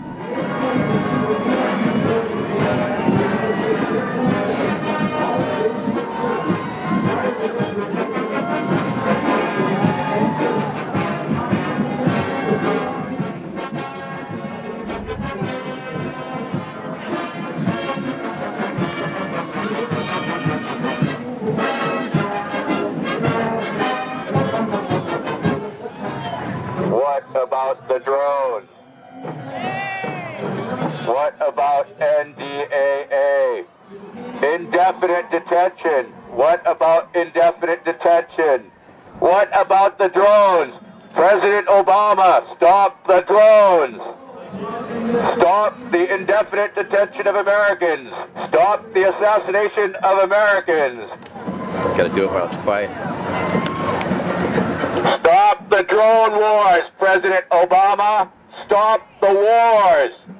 Stop the indefinite detention of Americans, please. Thank you.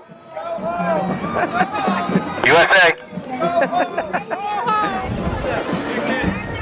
No, I'm not kicking. I'll leave though.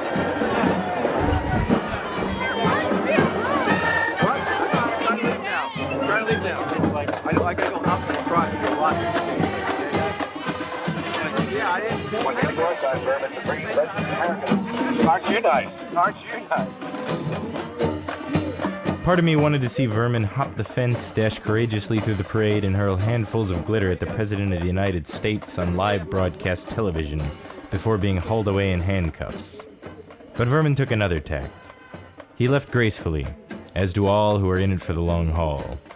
He may have lost the battle, but the war is not over yet.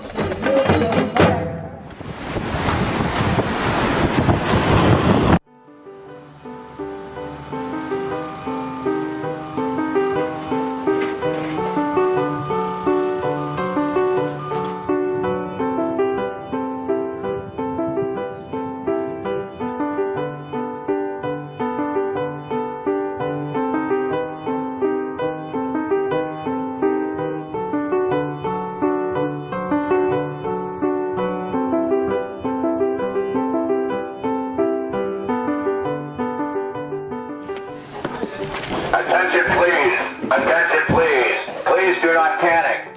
Everything is under control. Please drop your tools and come have some hot coffee and hot cocoa and a meatball sub if you like, or a hot dog.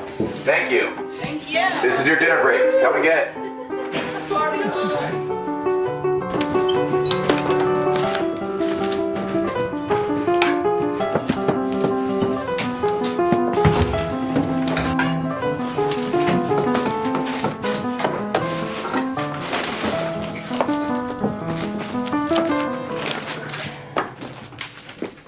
This right here, this is mutual aid. No bosses, no slaves, no masters, just us helping one another. That's how we're gonna make it through.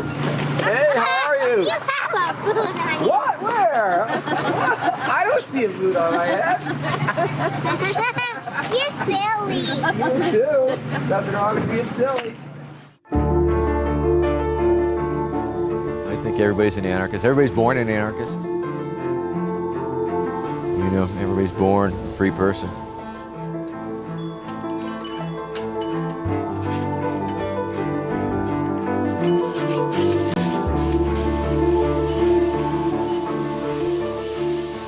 It's a race between total environmental collapse and total government clampdown. But are the people really going to win? Are we going to really have that revolution? Are we going to see the golden age? No, I don't think so, you know.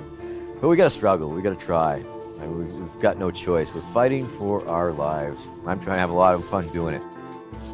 People who held old ideas, they die out. It's the young people and the young ideas that come up.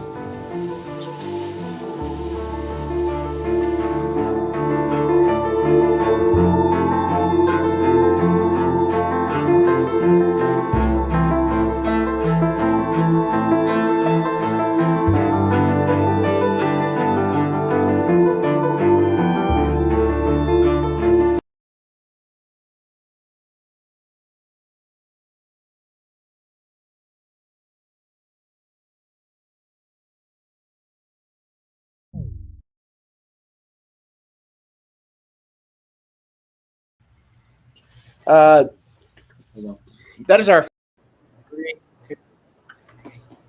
me. I'm back. We're back. Thank you guys, everybody that's been on. Hey V, thank you for joining us. We still have some more. We have a little bit more during our lunch break, but thanks for tuning in, and we will get to you all here shortly. I'm going to start the second video. I thought I got, maybe I need to check why I don't have the right video. Hang on, let me.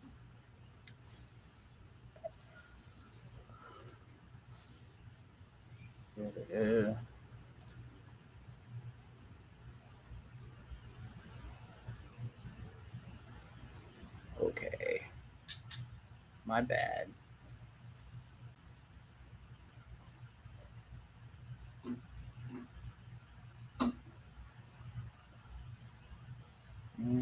Mm-hmm.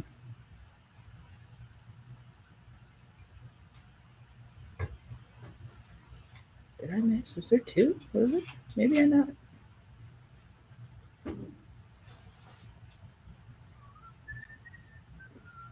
It's this one.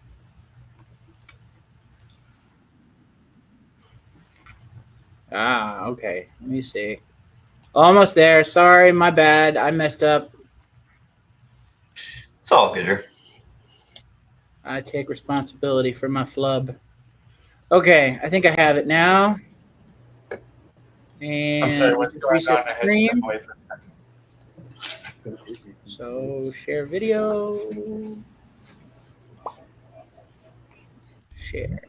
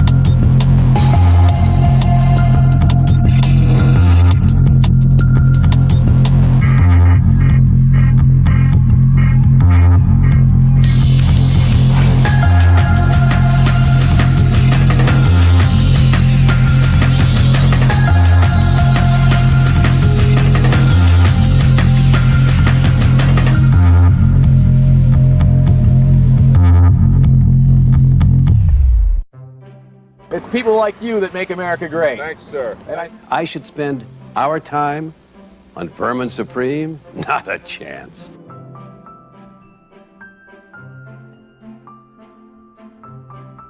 Without further ado, I want to welcome each of the candidates to the stage, starting with Vermin Supreme.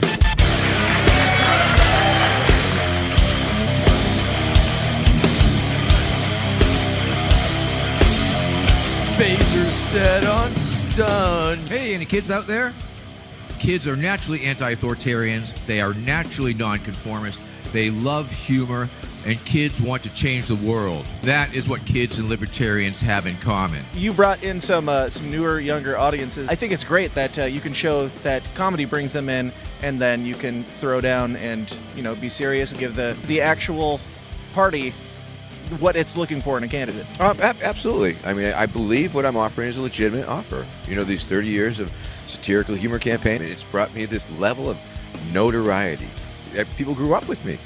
I believe that humor can be used as an effective tool to help dismantle and mock the hell out of the system. Governor Gary Johnson received 4.5 million votes in 2016. How do you plan to beat that result and to use that result to build the party membership? There are 3.9 million high school kids that graduate every year. Give me 2 of those years, that's 8 million kids. Add that to the 17 million college students, and that's a pool of 25 million voters. And if we are able to get 1 out of 4 of those kids to vote for us, well, that is 6.5 million, also known as 5%. There are also an endless stream of subcultures in America, and they all fall under the umbrella of nerd culture, and they are my natural constituents. Tens of millions and almost 100 million plus disaffected, disillusioned, and disgusted individuals in America who are totally done with politics. But I believe that my campaign can reinvigorate these people, re-enlighten them, and bring them into our party. I've always been about the deconstruction of things and trying to understand the format and trying to subvert the format whenever possible. But once again, that's when I'm in the character, in the deconstruction mode.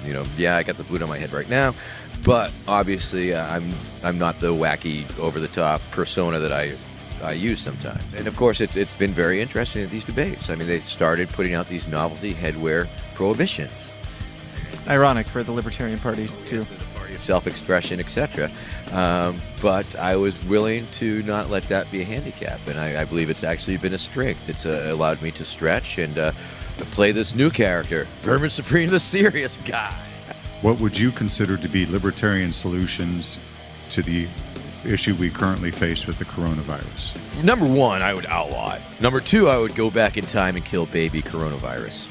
I think that's pretty clear right there. This is an actual test of the libertarian principle of personal responsibility and people being responsible for themselves. And of course, the self-quarantine is a very good example of that. It is, of course, a very teachable moment because, once again, after any of these things, it just proves the fact, it speaks to the fact that the government can't save you. The government is not going to save you.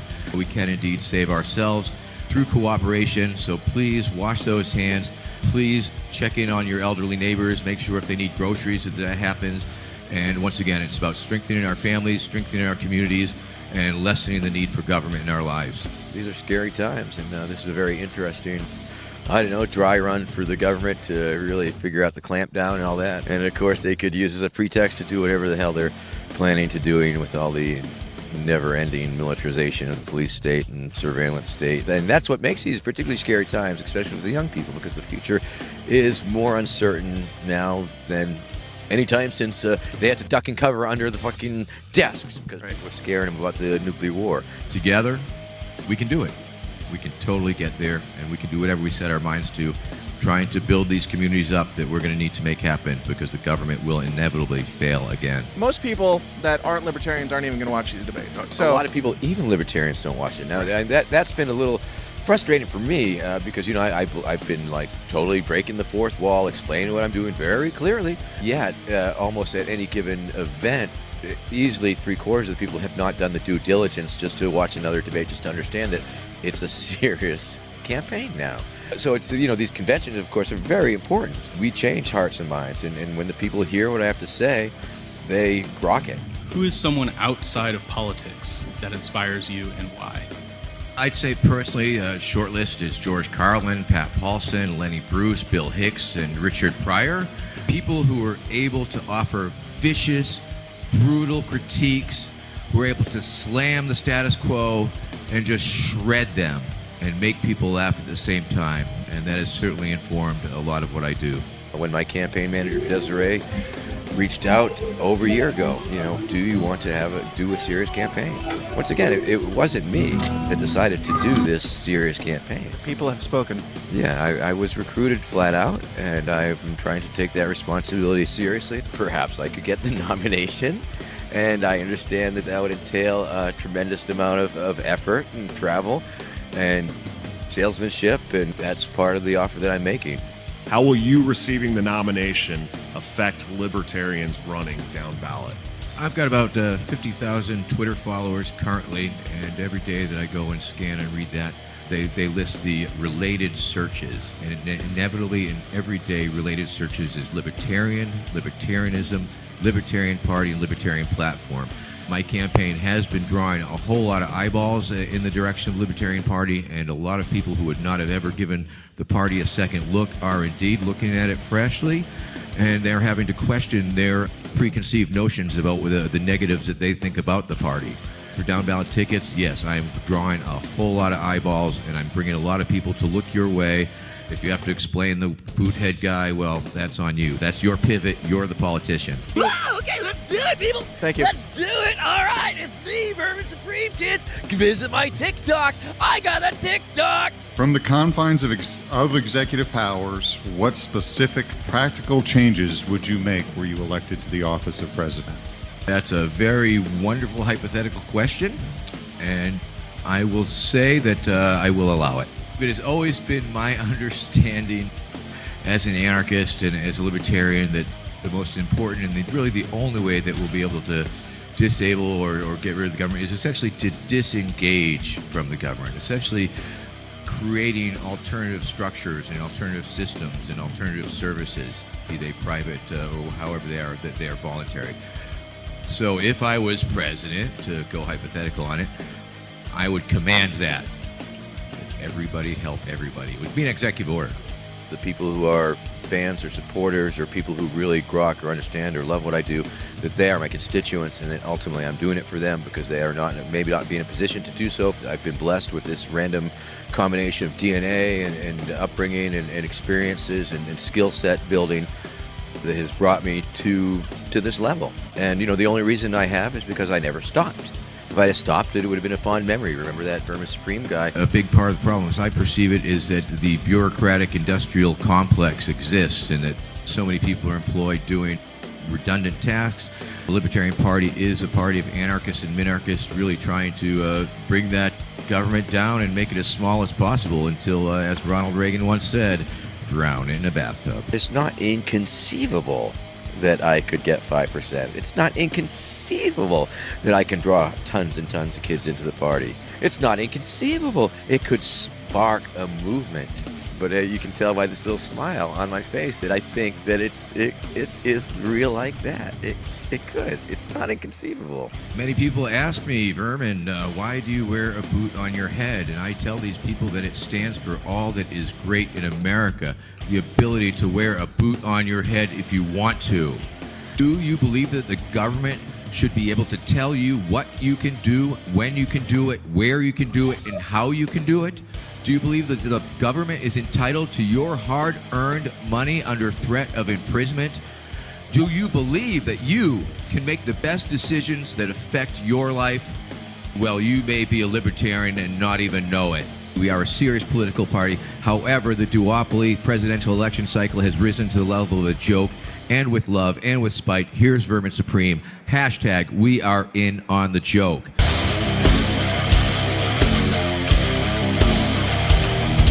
Boom! Boom! There it is, people. There it is. Are you feeling it? Are you feeling it, people? Thank you. Vermin Supreme running for president. VerminSupreme2020.com. Are you feeling it, people? Yeah. Are you feeling it? Welcome, Mr. Supreme. Thank you. Thank you very much, my fellow pirates. Ich bin ein pirate, however you might say that in German. But let's keep it American. Hi. Thank you very much for having me here today. Thank you very much for this opportunity, this possibility. Thank you for your consideration. I don't think there's anything that I can say that wasn't said in all that exciting media. I apologize, of course, that it's all recycled from the Libertarian run, but I think it all stands true. And as an explanatory exercise, I think it says it all. And so I will just, thank you for your consideration again. And if you have any questions, I am here for you. And if chosen to work with you, I am way happy to plot and plan and meet and figure out a strategy and timeline and all of those things. Essentially the same deal that I offered the Libertarian Party. I'm offering my services as a candidate, and I will promote your platform. And that was the crux of the deal that I was making all along. And of course, all that in on the joke shit was just a hard sell because obviously those libertarians are a lot of them are literalists. I don't want to say they're on the spectrum, but they take things very literally. And so it took a lot of deconstructing. I mean, you know how a joke isn't funny once you explain it? I spent like 2 years explaining my joke. But I think there's still a lot of funny left. And I think you will be able to use it as a marketing tool for membership recruitment and ideas and stuff like that. Awesome. Looks like you have a question. Yes. Joe, go ahead, turn your camera towards you. I'm in there. Are you in there? Okay. Mr. Supreme. Yes. My real question to you is, when I was looking over all your video footage, you've been at like every major rally like from the beginning of time. How is it that you're able to sustain such a long-standing political career? Essentially because it is so easy and fun for me, because I love the energy. I love the interactions. I seriously, when I say that I do it for my constituents, I am definitely doing it for the people who enjoy it, because not everybody can do it. For me, it's very simple. I think some of the skills are transferable, and I've certainly tried to transfer those skills that are transferable to others. But for myself, I enjoy it just so much. And, some may say that, yeah, Vermin, you've been going along on the same damn material for like close to 30 years. And I think it just points to the fact that the material is successful. Every 4 years, it gets another bump. Every 4 years, a new generation of kids is turned on to it. And of course, my low rent lifestyle, really. I mean, me and my wife have been living a very low rent lifestyle for forever. And at this point, I'm at a point where I can, do a little tour. I can be like a touring artist and do a show and make my gas money. So that's a blessing. I enjoy it much more than I did when I was painting houses. But I think in answer to your question, it's just really that our lifestyle choices gave us a lot of ability and leeway to be able to do more activist things when we could. Yeah, I mean, especially with how much you've contributed, and some of the times where you've just absolutely stumped a politician. And I think one of the things that I really liked about where you're coming from is the fact that you take the wind out of their sails, if you will. You take the piss on a good day. On a good day, yeah. When it's working hard, yeah. I got assaulted by Eric Trump this year. That was exciting. Well, thank you for considering us as a platform to spring off of. And honestly, it is truly an honor to have somebody who's been so politically active for so long really consider us. We still feel like we're growing. We still feel like we're coming into our own. I know we've been doing things overseas in Europe for a long time, but the U.S. Pirates are something different. And to have somebody who has been so politically active for so long, really think that we're worth the effort and worth the time. Really means a lot. Well, thank you, and I certainly appreciate the appreciation, and that's all I can do. And if you greenlight this, then let's get together and start figuring out how we can maximize the synergy, as one might say. Awesome. Thank you so much for joining us, Vermin. Any other questions for Mr. Supreme? Anybody? Anything in the Discord at all, or let's make sure. Yeah, check what's going on. So actually, I do have another question for you. Nothing in the Discord. Yes. Sure. No. So what are the key differences between us and the Libertarians? Having run for them, what makes us more notable? The Libertarians are scum. That makes me happy, Vermin. I mean, in 2020, when I made my 2020 run, I knew I was going to be a little fascist adjacent. I went in with an open mind, open heart, and just didn't want to know anybody's business at all because I was trying to make the sale. That was a big part of it. But since that time, it's certainly taken a nosedive to fucking shitville. And couldn't agree more. Yeah, I couldn't be affiliated with it. I rage quit twice, and maybe you have to rage quit again. I don't know, but I think if you choose me, then we can we can pick fights with them or certain elements of them and things like that. They might be too easy and a target at this point. Right. Well, I like Chase, and they did choose. Thank goodness, at least they chose a sheepdog that could somehow bring in a few more of those reasonable people, maybe. But nonetheless, obviously, I'm a pirate now, people. Yes. Yeah. All right. Well, thank you very much. I'm here at the Flux Festival in Pennsylvania, and I'm on stage in about 20 minutes. So I got to go get my stuff together. See, So, you're in Pennsylvania. Good luck and I Godspeed. came here to Illinois, where I'm normally in Pennsylvania. So kind of okay. And I'll be traveling out to the. I'll be in Chicago for the the Democratic convention, and I'm going to try and make it to Milwaukee for that convention. Oh, that would be awesome. So if we can seal our deal or whatever on whatever level that is, then we can use that as a springboard or platform or whatever, or at least I'll say I'm a pirate now and what have you.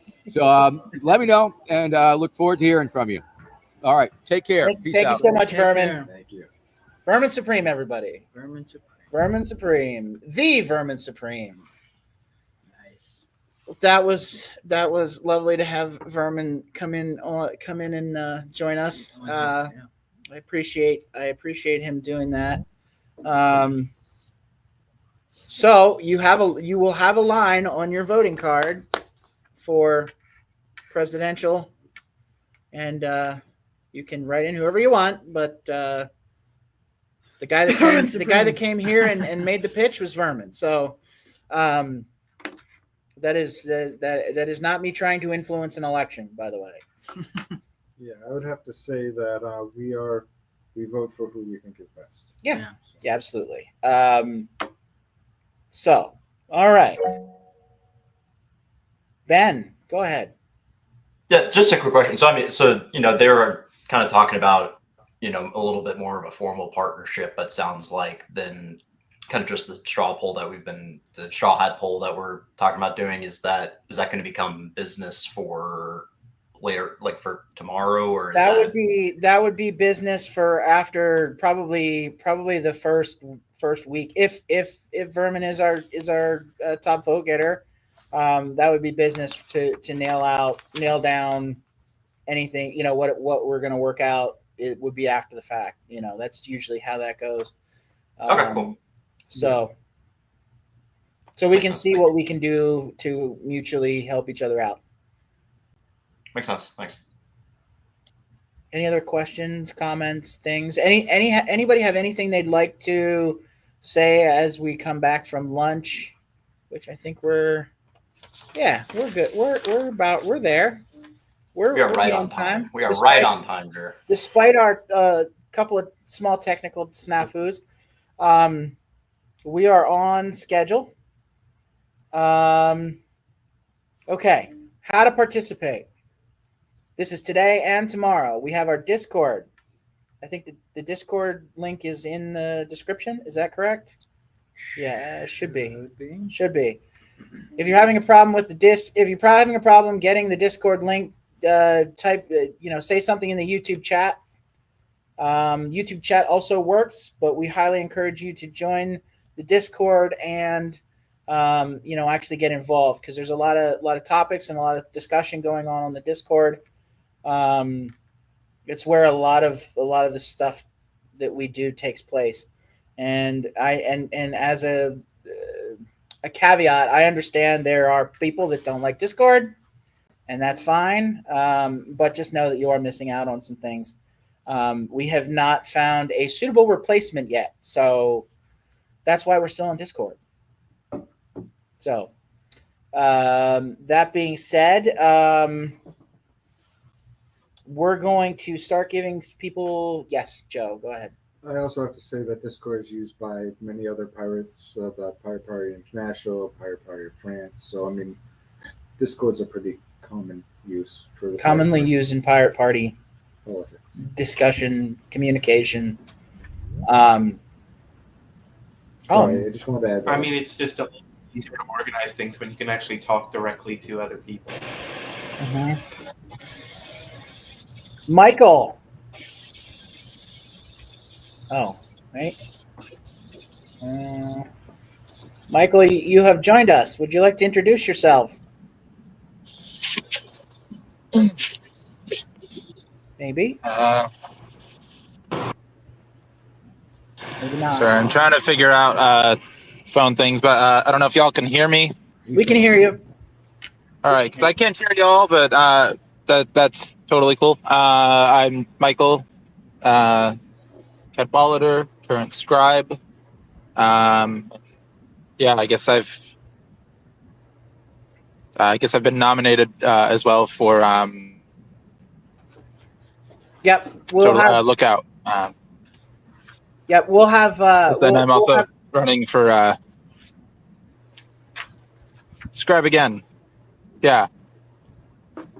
Okay. I tried to set audio up for my phone. Into the car. We'll be but yes.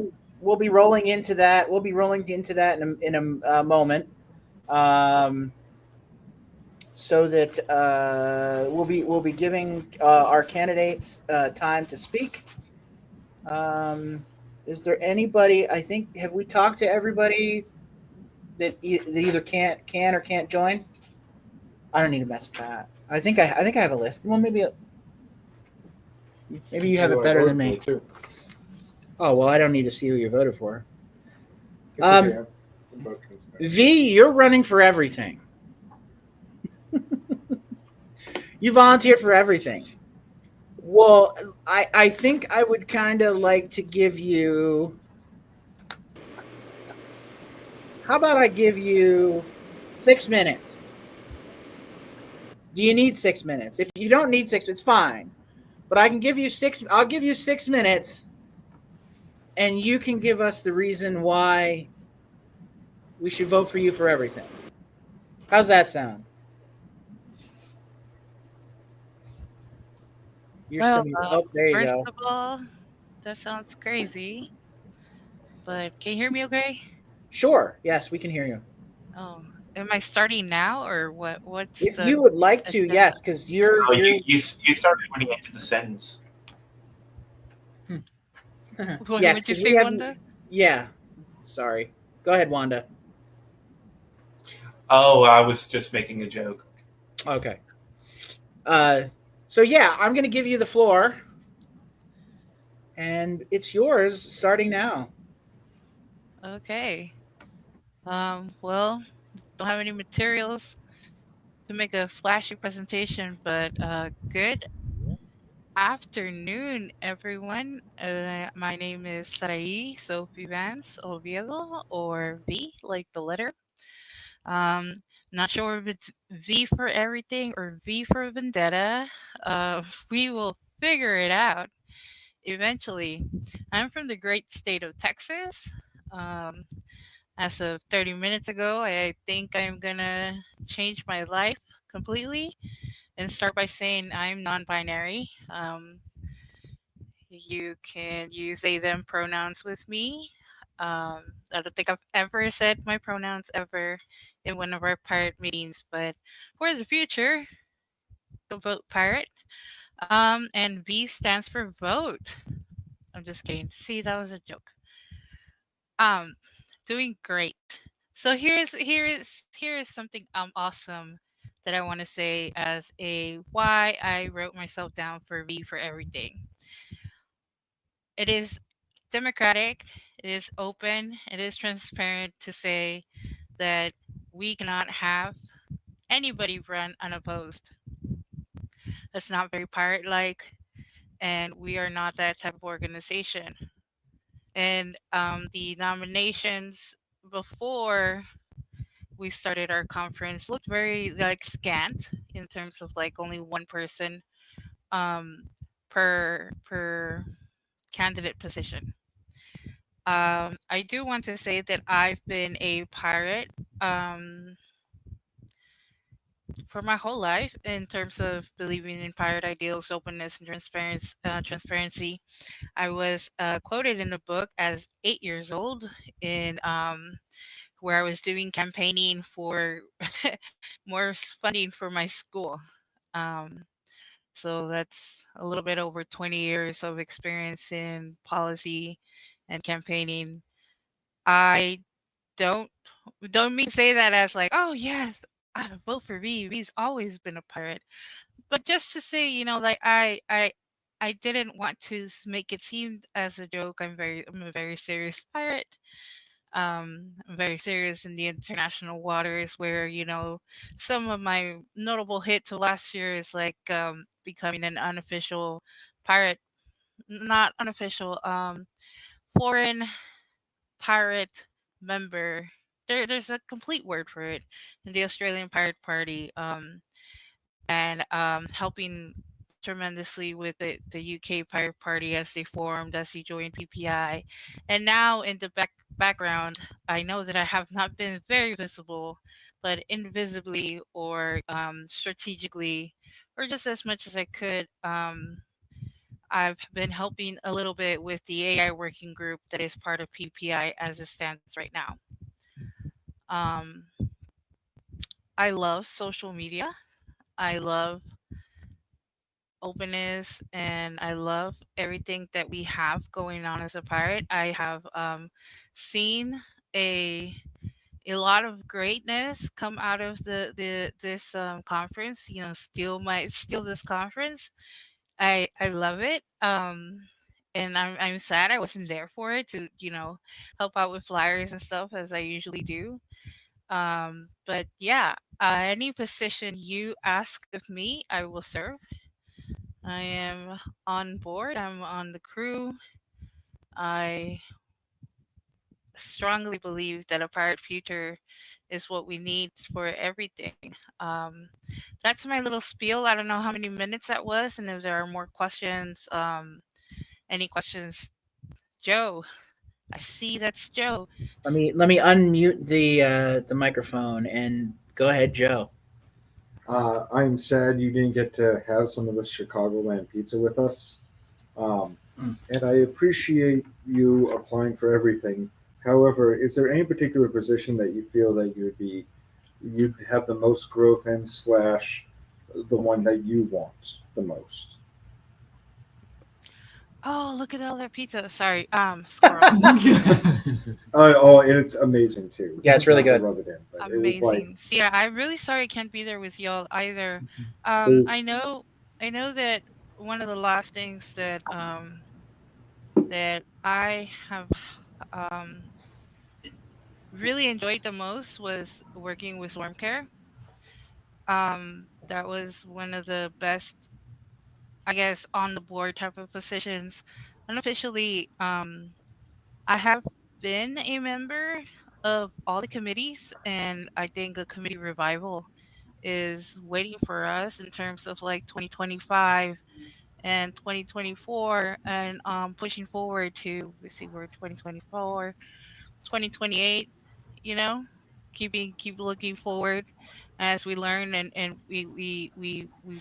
we're in a boat of all the people ever since 2006, of all the people that have crossed the United States Pirate Party. So Swarm Care is definitely on one the top, um, as well as auditor. I really strongly believe that the auditor and the treasurer are doing a fantabulous job this year. But moving forward, I want to see a little bit more campaigning, a little bit more fundraising, a little bit more resources for that future of looking forward to 2028.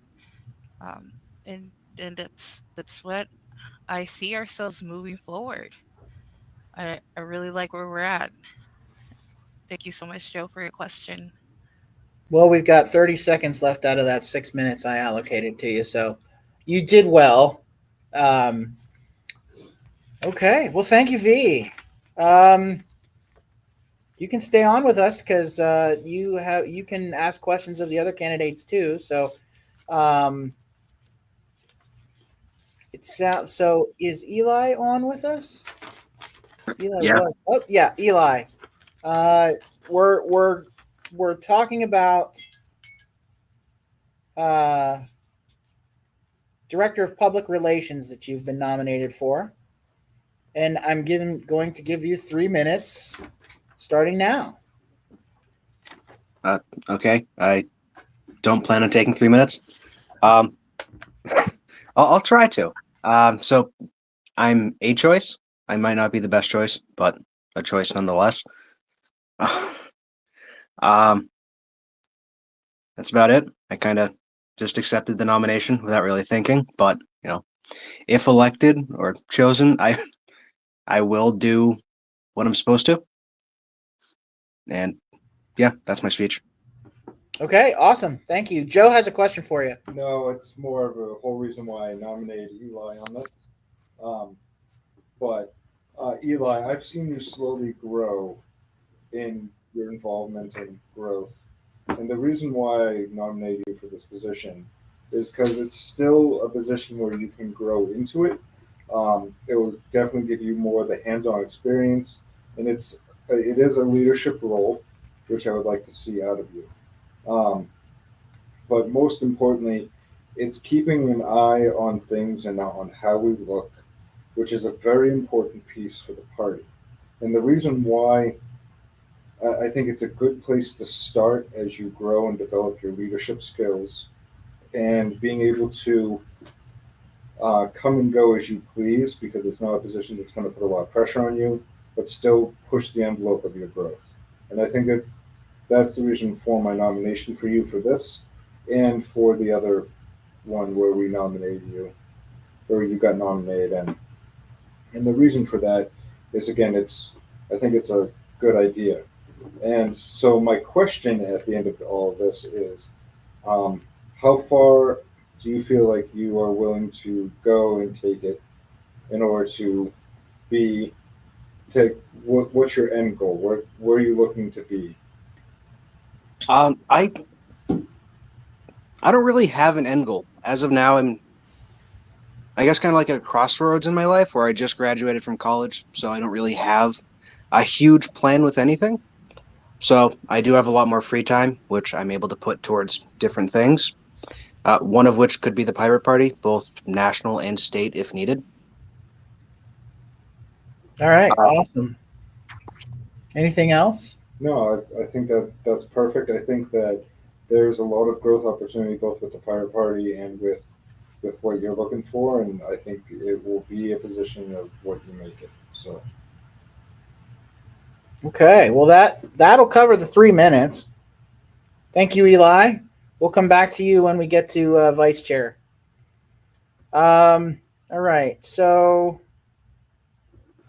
V's already. So it looks like we're gonna not bug Jamie because Jamie is not on the stream anymore. But Jamie is nominated for both Director of Public Relations and Director of the Online. But we did have a bit of a discussion about that earlier. Is it possible we could just, since if this happens again with anyone else, since Jamie's not here, we can possibly leave some room for them tomorrow before voting, official voting? Yeah, if anybody wants a spot that doesn't get it this afternoon, we're gonna try and accommodate. We'll try to accommodate you early at the beginning of the conference tomorrow. I definitely want them to have it. Well, sure, yeah. Okay, so that gets us down to Swarm Care Manager. Let me see.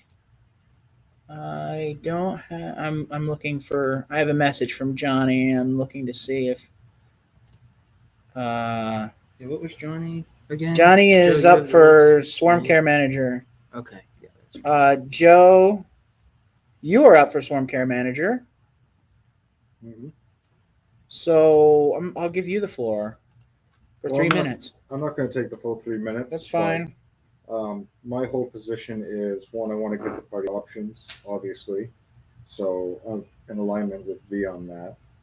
But more importantly, I will continue to do what the party needs me to do.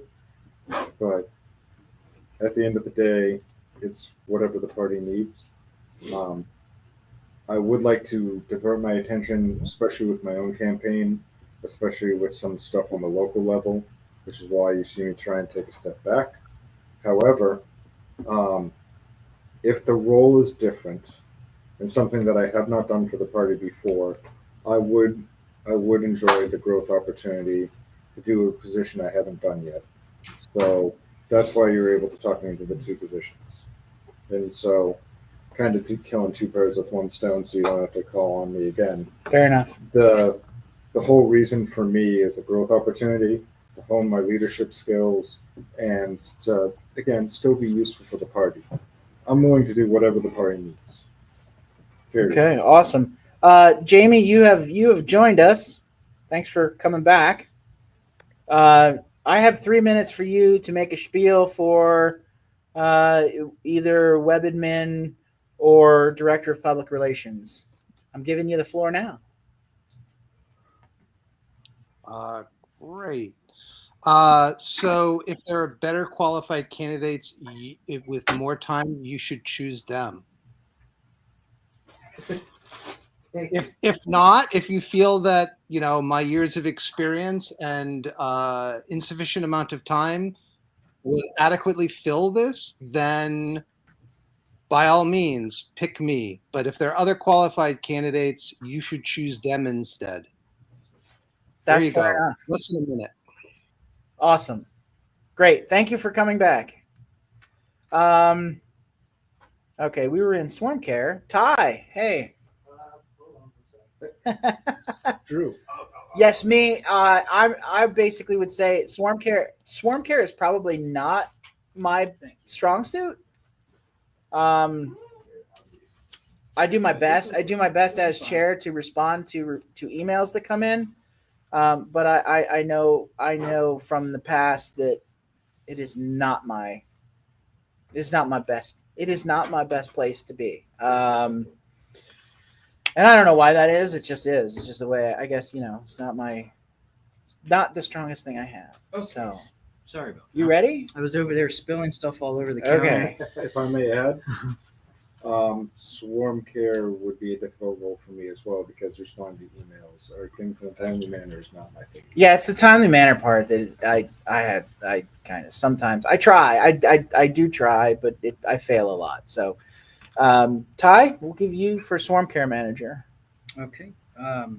So hello, Ty Clifford here. I've been with the Pirate Party for a little bit here, and as vice chair, though, I often find myself reading through the pirate email list, our unified inbox that we have, and I often find myself reaching out to people from that. I'm like, hey, has anybody responded to this? Has anybody did this or anybody has did that?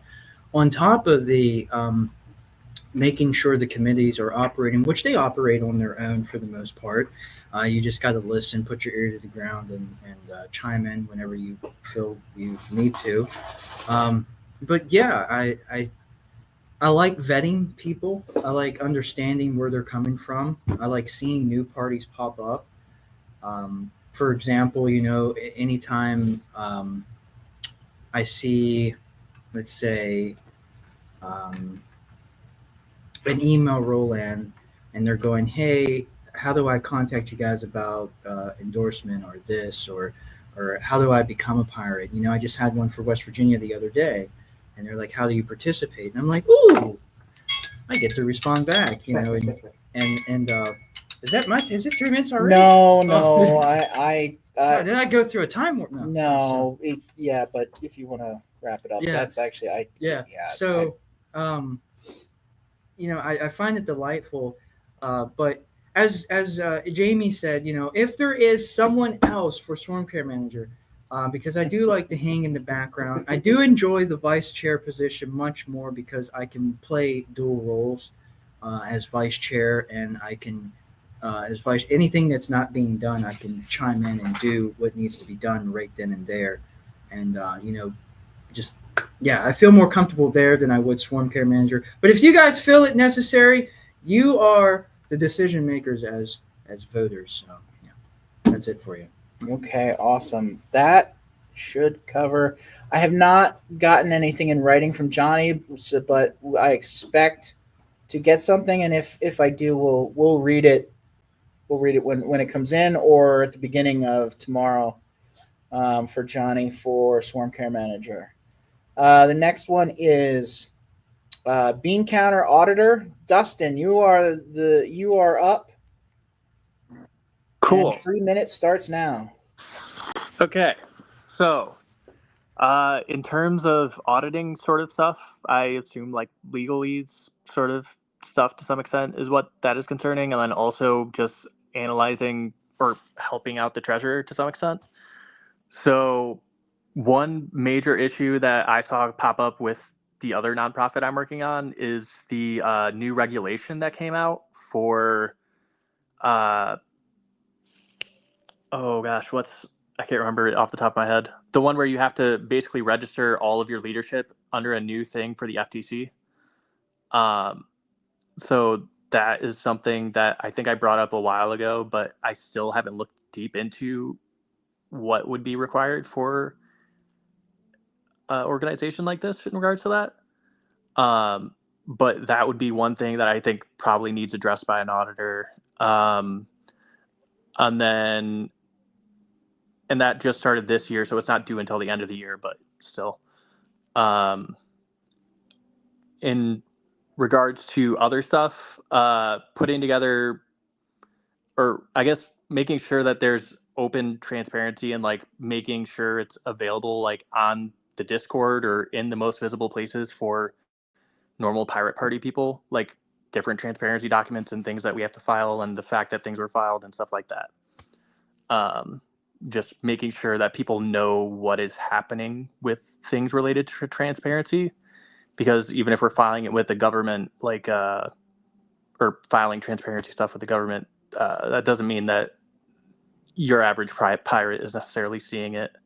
So finding the places where people would actually see that stuff and have an understanding of what's going on under the hood, if that's an appropriate thing to do. That's what I would be going towards. Yep. Okay, awesome. Thank you, Dustin. I think there's some good ideas in there.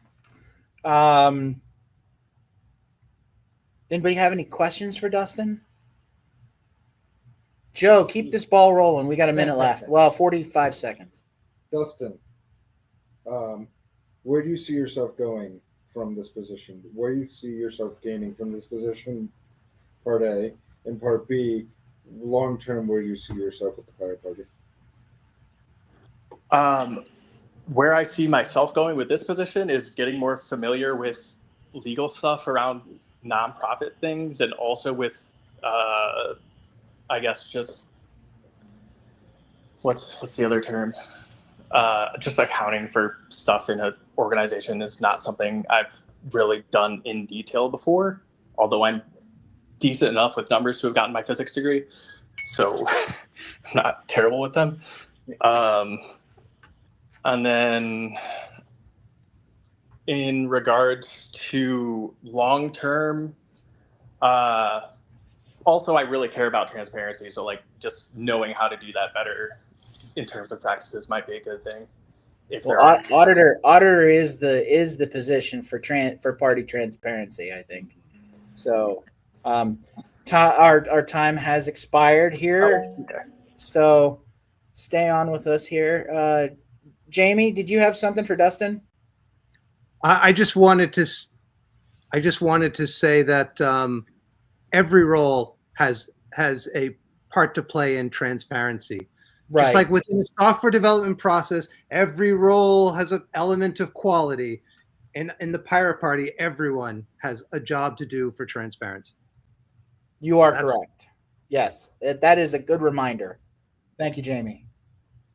Okay, so that was Auditor, because V for everything. Now we're to Lookout. Mitch, I'm going to put you on the spot. Fantastic. Well, let me know when I'm ready. You go ahead. Perfect. I'm currently the Lookout. It should speak for itself. However, let me speak on it. I believe that given the history of this party, this is an essential role. And I don't think anyone can just step into it. I think that someone who kind of understands how things work in this party is someone that is best suited for this party. I also think it's someone that can offer a neutral voice, someone that doesn't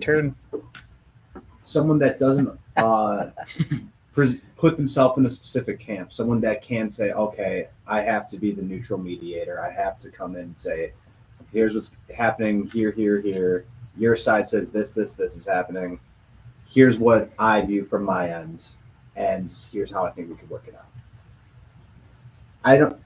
It's not that people that haven't been in the party can't do that. Of course, anyone could step into any role and fulfill it successfully. I definitely believe that.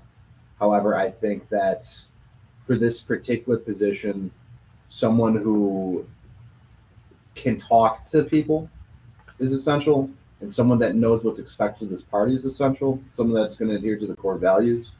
And just having been here for 4 years now, I think that I can, I know what's expected of this party, and I can make sure that states are getting along and make sure that they're, also getting what's expected of the party. Okay. And looks like Joe's got Joe's the questioner. Yes, Joe. So I know you've been part of this party and you've dealt with a lot of the inter-party politics for a long time. How important is the history of the party to this role? How important is the history of the party? Knowing the history and what's what. Oh, it's essential. I think a lot of people come into this party thinking that, oh, it's a small party. I can take my ideology and shape this party into my party. And not happening. It hasn't happened. It won't happen.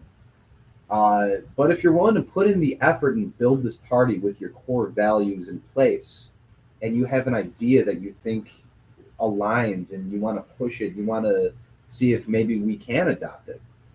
I was a big proponent of Pan-Americanism. It's currently on the platform. But I didn't walk away as soon as I got it on the platform. I'm fully invested in this party. And I think knowing and being invested in the history and everything that's led up to it, I've said this before and I'll say it again. I think that the only party that'd be better suited for me is if I left and formed the Mitch DeVillo party. The Pirate Party is a great place full of great people, and we are all capable of getting along. And That is a perfect place to stop for the 3 minutes. Awesome. Well done, Mitch. Thank you. And nice prompting, Joe. You've been doing good prompting everybody so far. Yeah, I'm quite the antagonist. Is Rowan available? Rowan, so I have a speech. Rowan typed up. Yeah. His response. Okay. So on behalf of Rowan Tippin, I am honored to have been nominated as state moderator. As a movement, it's important we are united as one. That means communication even in moments where we don't see eye to eye. Because if we don't, we'll splinter. And if that is the case, our growth will be stunted in this nation. In this role, I would make it my top priority to make sure all states feel welcome in our party and would feel open to communicate with me when they are facing any sort of issue. I would promote the creation of an online forum on the U.S. Pirate website, which would allow for any specific state/regional parties to communicate grievances to me so I may address them to the best of my ability. I would promote the idea of a one-on-one meeting with all state/regional leadership once or twice per year to check up on them and help address any possible issues. I, again, am deeply honored by the nomination, and I hope to be considered as the candidate. Thank you so much for your time, and don't forget to vote Pirate. Always vote Pirate. Always vote Pirate. Always vote Pirate. If you are blessed with the opportunity to vote Pirate, vote Pirate. Okay. We don't. Rose is unavailable. Rose was preoccupied. Yes. So fair enough. That's. But I mean, from what I understood about Rose's position, I kind of was strong about it, but it's the same as my position and Jamie's position. We'll do it. We'll do it if we need to. If we need to. Okay. Fair enough. Michael, is there anything? Is Michael still with us? No. Hi. Michael, Can y'all hear me? Yep. Would you like to Perfect, add anything awesome. for moderator? I guess I don't need the sunglasses. I mean, I feel like both Mitch and Rowan kind of hit the nail on the head with a lot of things. A lot of very similar points as to how I feel about the role. If I were to be elected, I would want there to be peace. I don't like when people fight. I don't like when there's hatred. I don't like where there's animosity. Of course, it's natural. It's a natural part of life. Not that there's been any animosity or like infighting or anything like that within the party. Recently. Not recently. I know there's no, we had a bit of can of worms a little over a year ago, but yeah. I don't know. I don't like to see any infighting. I don't like to see any animosity. So if I were to be elected to the role, I would try my best, or I would do my best to, kind of keep everything at bay. Remind everyone to be civil. We can have our disagreements. It's natural that we're not going to agree on every single little thing, as long as we have like the core values there. And if there are disagreements, whenever possible, I would remind anyone to just keep things civil. At the end of the day, we're all pirates. There's no reason why we should be. There's no reason why we should be.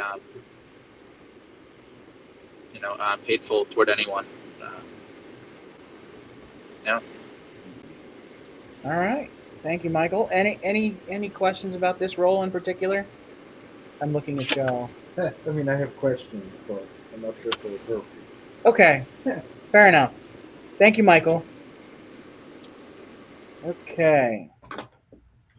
Nothing towards the candidate right now. Nothing right that'll cover the state moderator nominees. Where are we at time wise here? Okay. Anybody that's already had a chance to speak, if you could keep it brief the rest of the way. We have secretary and scribe. I have Ben. I'm going to give you the floor in 3 minutes. Thank you. There were multiple other people that were nominated for this position, right? Yes. Yeah. And I'd like to take this opportunity to decline my own nomination then. Oh, okay. I did it first just because I wasn't for some similar other people. Fair enough. I preferred quartermaster, so I'll sit down for now. Gotcha. Mitch, you're nominated for scribe. For scribe. Other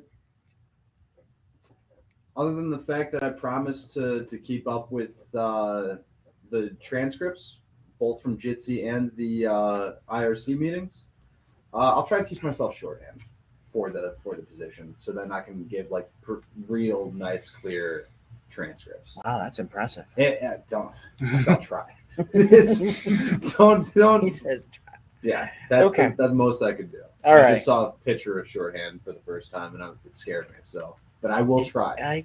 Yeah, it is scary. It's just that scribbles. Just think of it as little baby summaries. That comes back to Michael. If you could keep it brief for we do have a Finnish or a Finlandic pirate, I guess. I don't know if it's a pirate from Finland in the YouTube chat. Just wanted to call that out. Oh, awesome! Thank you for joining us, Finnish pirate. Hello, greetings from the. No, wait, that's the wrong way around. Hi, Finland. Michael, I've got a minute and a half on my clock. All right. I'll try to keep things brief. I know, the past year as being scribe hasn't always been the brightest in terms of me being on top of everything every single week. Truthfully, life has had its ups and downs in the past week, but I won't dwell on past year. But I won't dwell on that.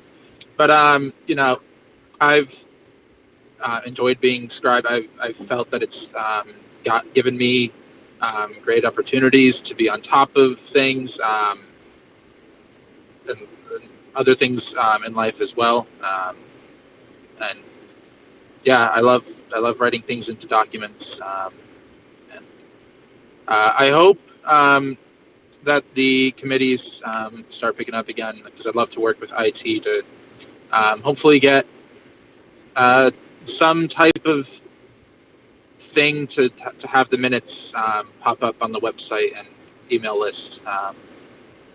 So I ran on that last year. I'd love to actually get to that. Joe, briefly. I see a hand. Would you accept another nomination, possibly? I'd like to nominate you to web admin.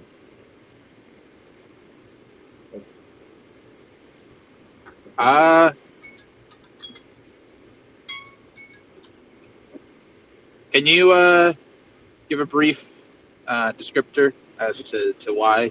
And I think that it seems self-explanatory. So it's very similar to the scribe, but that puts you in charge of the websites and everything like that. Okay. And, they're very parallel in position. Okay. I mean, truthfully, I don't have much experience in handling websites, but I'm sure I'll accept. Yeah, sure. Why not? Okay. Mitch. Just to clarify, because I did want to pull up the exact definition for Mike's clarification.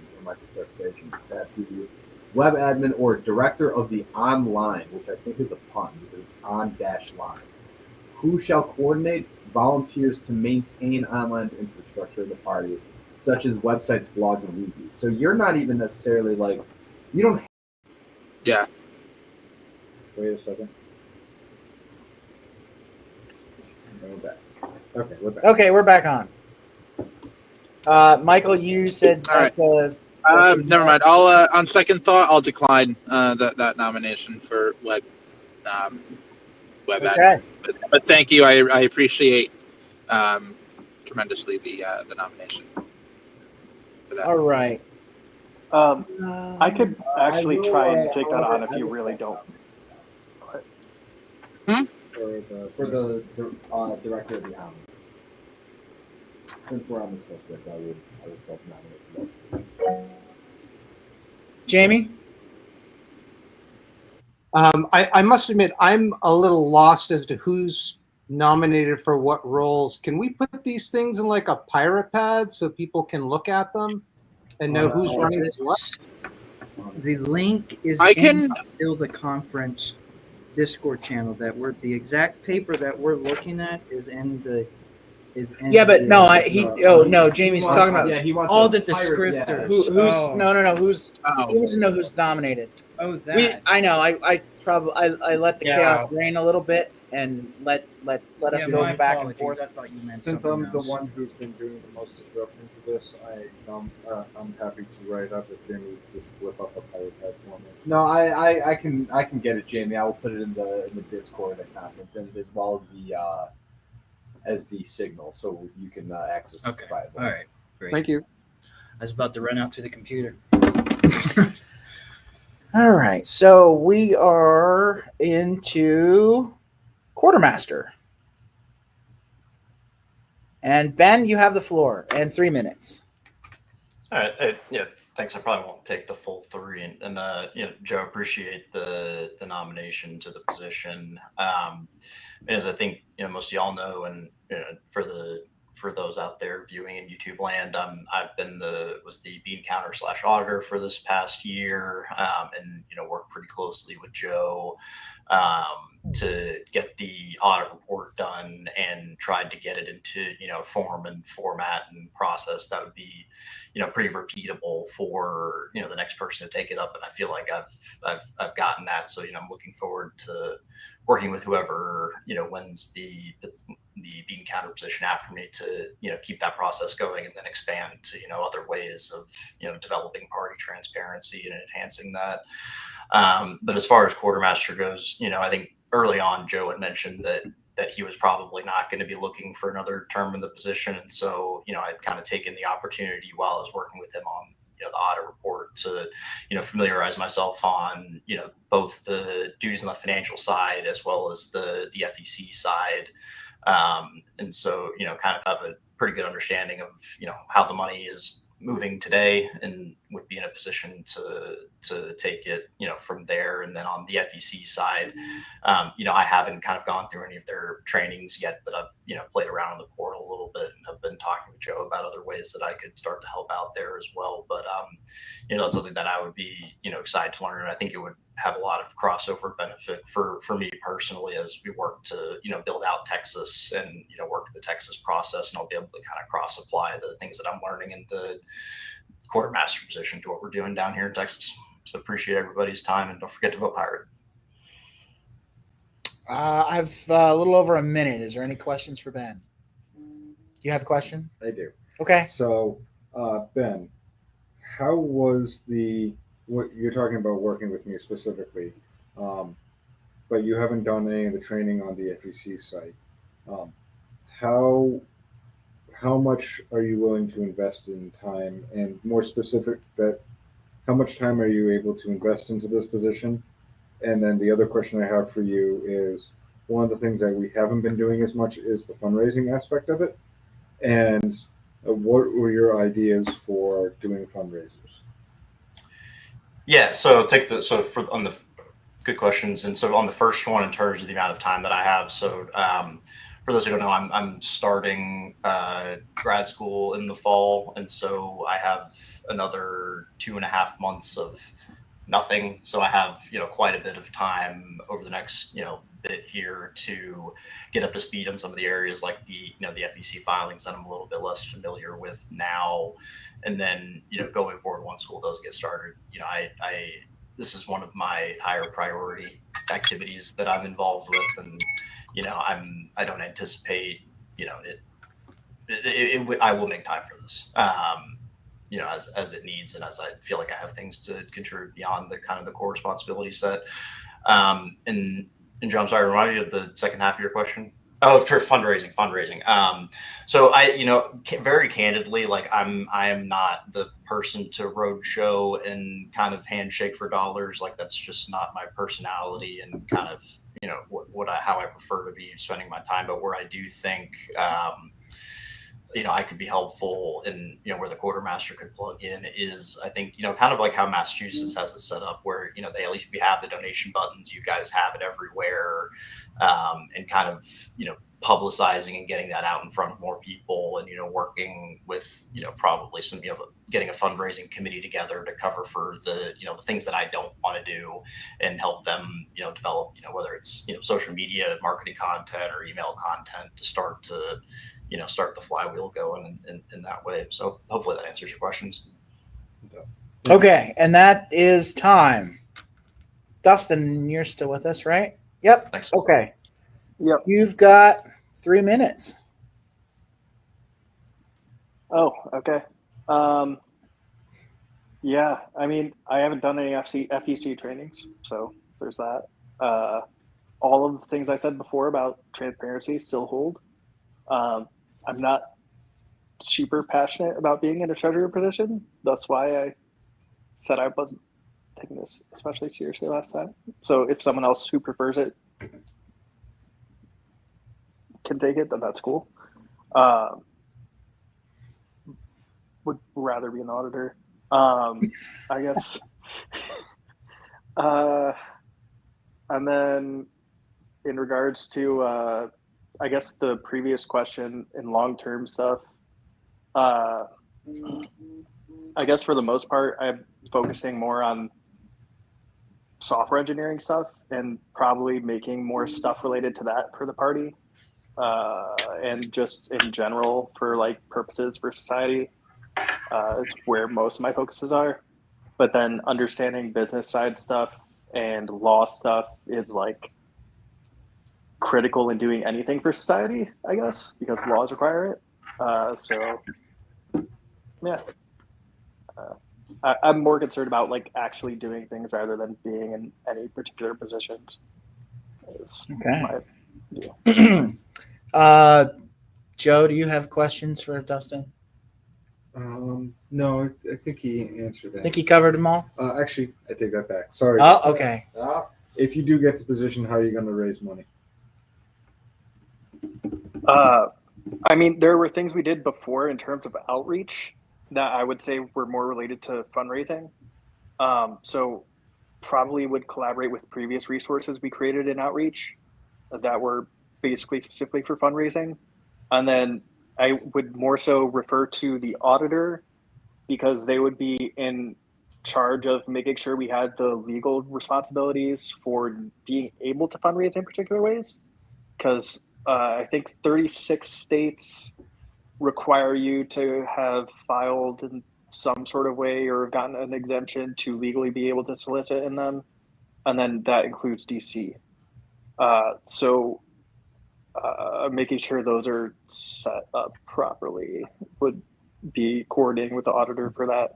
So auditor, outreach, and then secretary for coordinating the expenses to all those things for different things they're allowed to do, and all of those parties talking about them.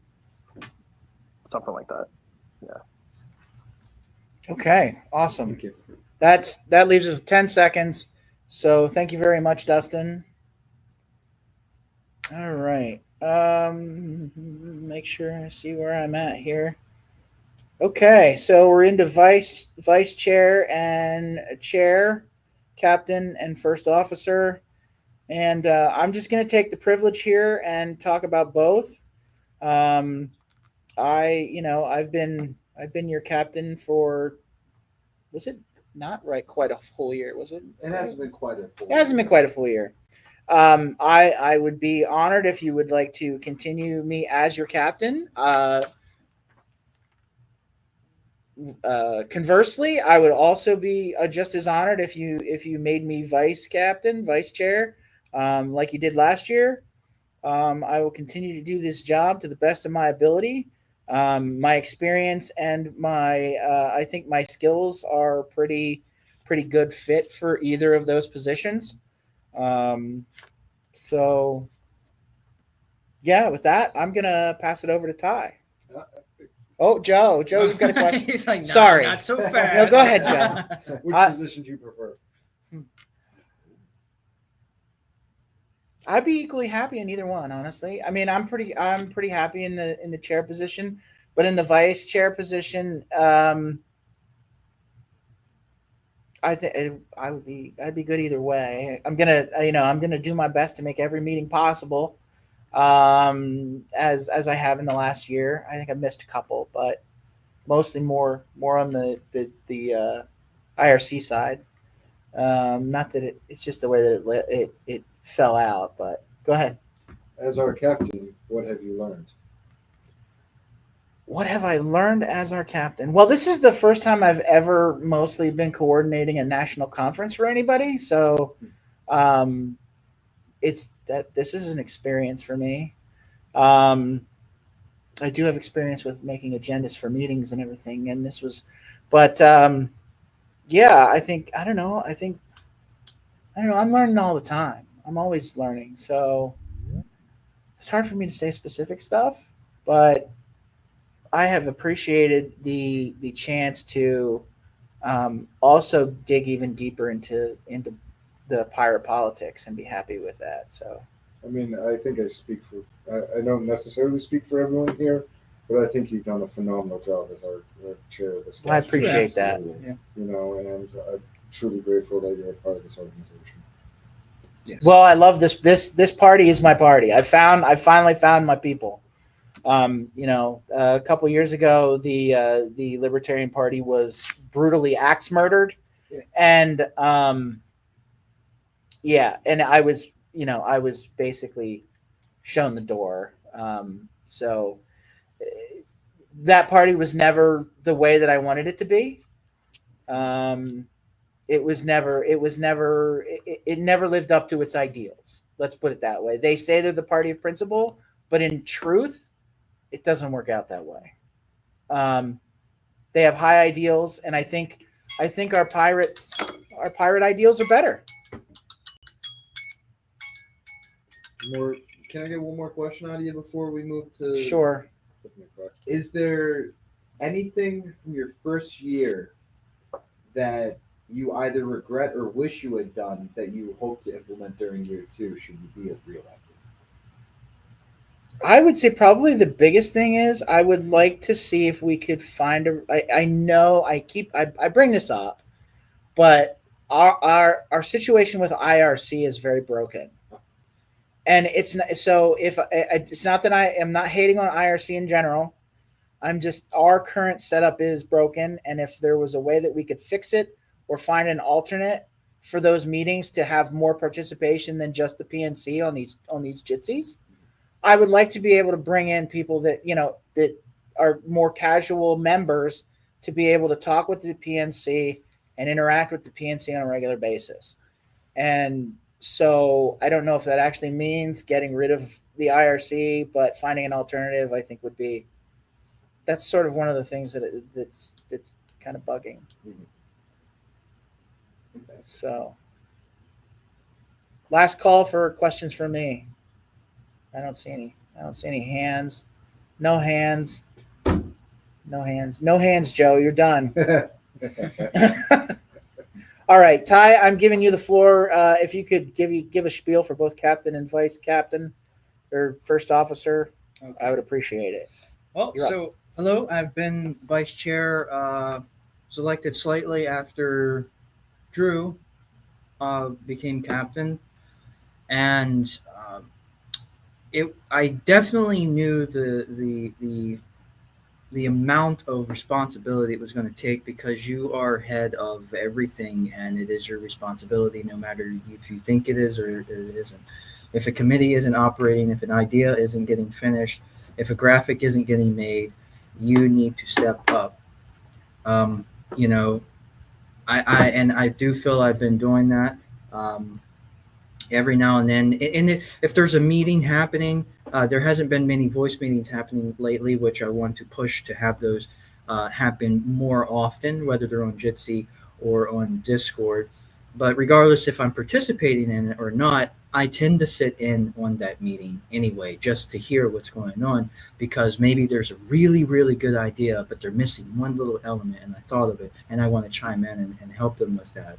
Or maybe there's something that I question, and I just want to speak up, not to derail anything, but to just help. Also, as vice chair, I do feel I'm not trying to toot my own horn, but toot, toot, I chime in, and you do have to assist the captain a lot. They do delegate work, and then whether it's me doing that or not, I have to turn around and delegate that to other people, or at least see what's going on. And if I can't find anybody, then I have to do it. And then you also help the captain. They may have ideas, but there might be small little holes or things they haven't thought about yet, and you have to chime in. You have to be willing to be wrong. You have to step up and go, hey, what about this or what about that? And I feel I can do a good job at that. As captain, I don't really want to be captain. I'll be really clear with you. I prefer vice chair because I can what is it? I can hover around all the positions, basically. If treasurer is having trouble fundraising, I can sit in with them and offer some ideas. If this is having, which I don't really need to do, treasurer they're just autonomous. They just do what they do. The same thing with auditor. Or if there's something wrong with the website, I'm like, up IT, you go, hey, what's going on? Or what's this? Or etc. Vice chair allows me to hover around all these different positions. I'm not confined to one position, which really drives me crazy. So that's why I enjoy being vice chair. That's it. Okay, Mitch, I'm going to let this, we're about to expire here, but since this is for two positions, I'm going to go ahead. For my time? Or No. For you were going to ask the question. It's the same question I asked.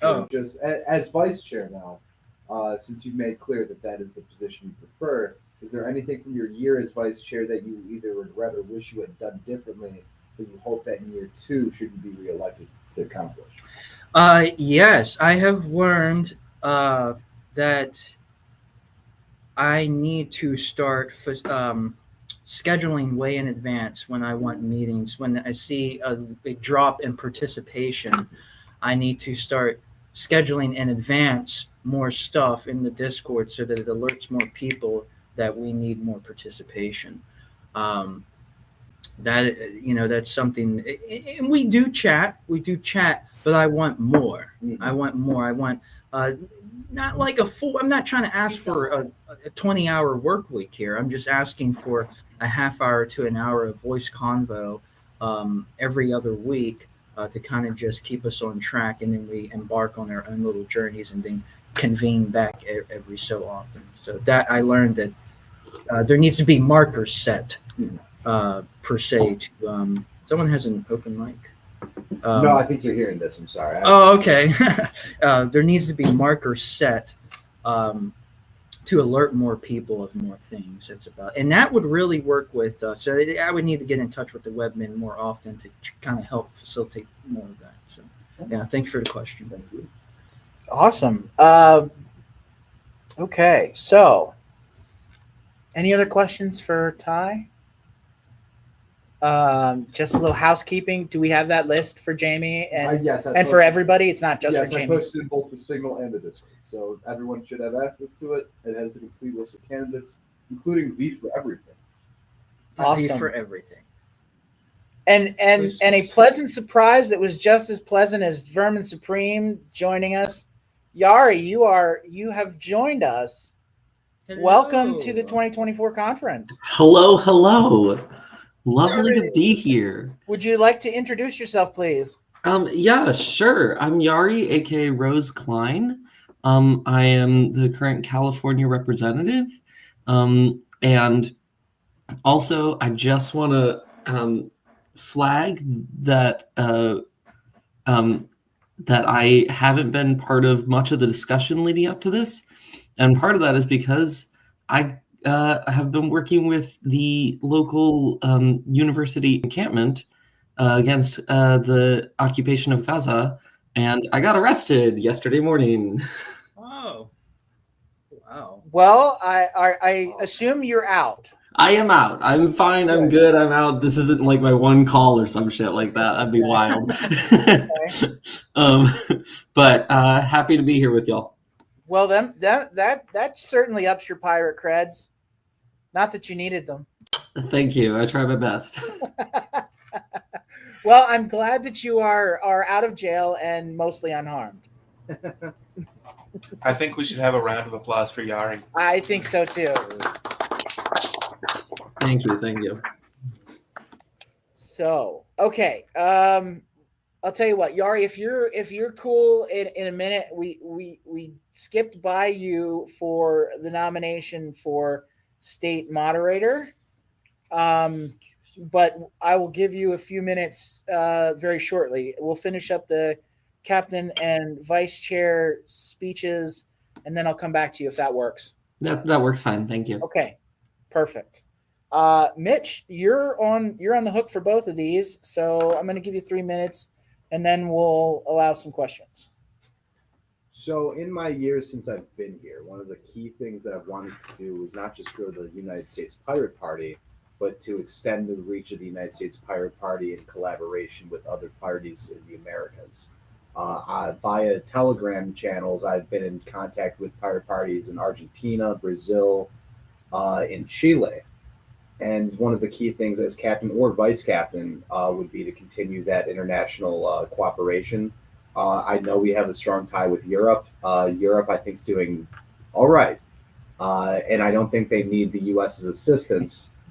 However, I think the rest of the American continent it'd be beneficial to everyone. I would like to see the Canadian Pirate Party come back if they could.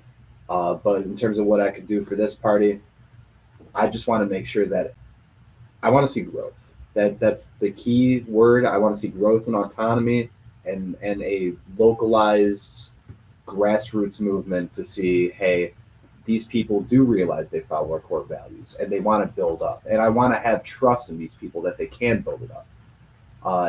And that takes time, but I think that there's a lot of people out there that as soon as they hear about the Pirate Party realize, oh, I belong at the Pirate Party. So a lot of that is going to have to be pushing our name out there and once again trying to strengthen ties with those that already have established pirate parties. So that growth and friendship. That's my campaign slogan. All right, awesome. Joe, you have to have a question. I do. You started that. You started this. I'm sorry. But Mitch, out of all the different roles that you've been nominated for, which one do you want the most? I want what the people want, Joe. However, that is not an answer. I know. Cop out. That is a cop-out answer. Unfortunately, I know. So let me just say that the positions I'm nominated for are chair, vice chair, and scribe, and lookout.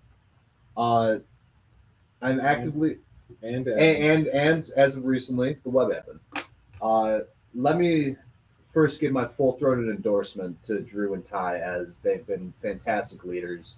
And should they come back to the board as the leaders, the board will be in great hands. When it comes to the lookout position, I feel that I like my spot in the spot. However, I think that some candidates have come forward with ideas that I may not have come forward with, that have shown that they might be a little more in tune to growing the position. So with that being said, the other one is scribe. And like I said, I will learn shorthand, but that scares me. Well, that's our 3 minutes, but really good. Is there anything else anybody has for Mitch? All the questions are being asked that I would think of. I do have a question. How is Illinois doing as far as candidates growing things of that nature? It is admittedly kind of slow. And Joe, I will be upfront with you in saying that I can take full responsibility. It's not for lack of trying. In fact, I've gone to counties I don't live in to put up posters for the Pirate Party. They're either being taken down or I'm not putting up enough of them. But one of the things that I should be doing as Illinois captain, Chicagoland captain, is trying to make a more concerted effort to get people involved. I said, and I made a commitment out loud, that I wanted to have at least one aldermanic candidate for Chicago in 2027. However, 2027 is still 3 years away, and I would like the next 3 years to be productive. So, is the growth of the Pirate Party of Illinois where I wanted to be once I started it 3-4 years ago? Absolutely not. And I take full responsibility in the stagnation of the party.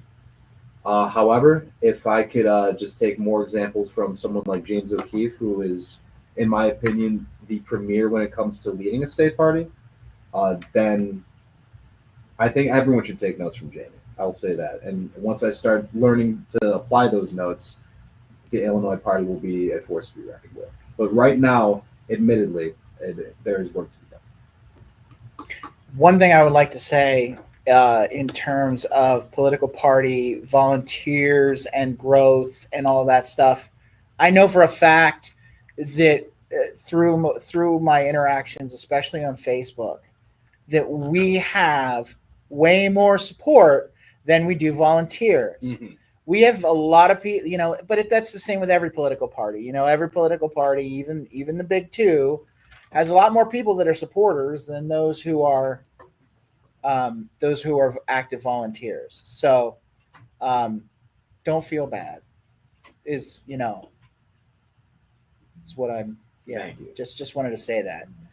And I let me just say that one volunteer in particular that we have, Rowan, who is a nomination for quite a few things, is wonderful. And if everyone had more Rowans as part of their pirate party would be thriving. So, shout out to the volunteers we do have in Illinois, and I hope to see more volunteers like you. We got more like you. We got a great party. Okay, awesome. Joe, you are nominated for this position. Eli first. You want me to do Eli first? Please. Okay. Well, I'll put Eli on the spot. Are you with us, Eli? Yeah, I'm still here. Okay, you got the floor. Okay. For this, I'm gonna highlight my own life with as it kind of is or analogous, if that's a word. I don't know. So about a year ago now, I changed jobs, and I went from a new hire to pretty much middle management within 3 months. I knew nothing. It was an entirely new field of work, everything. And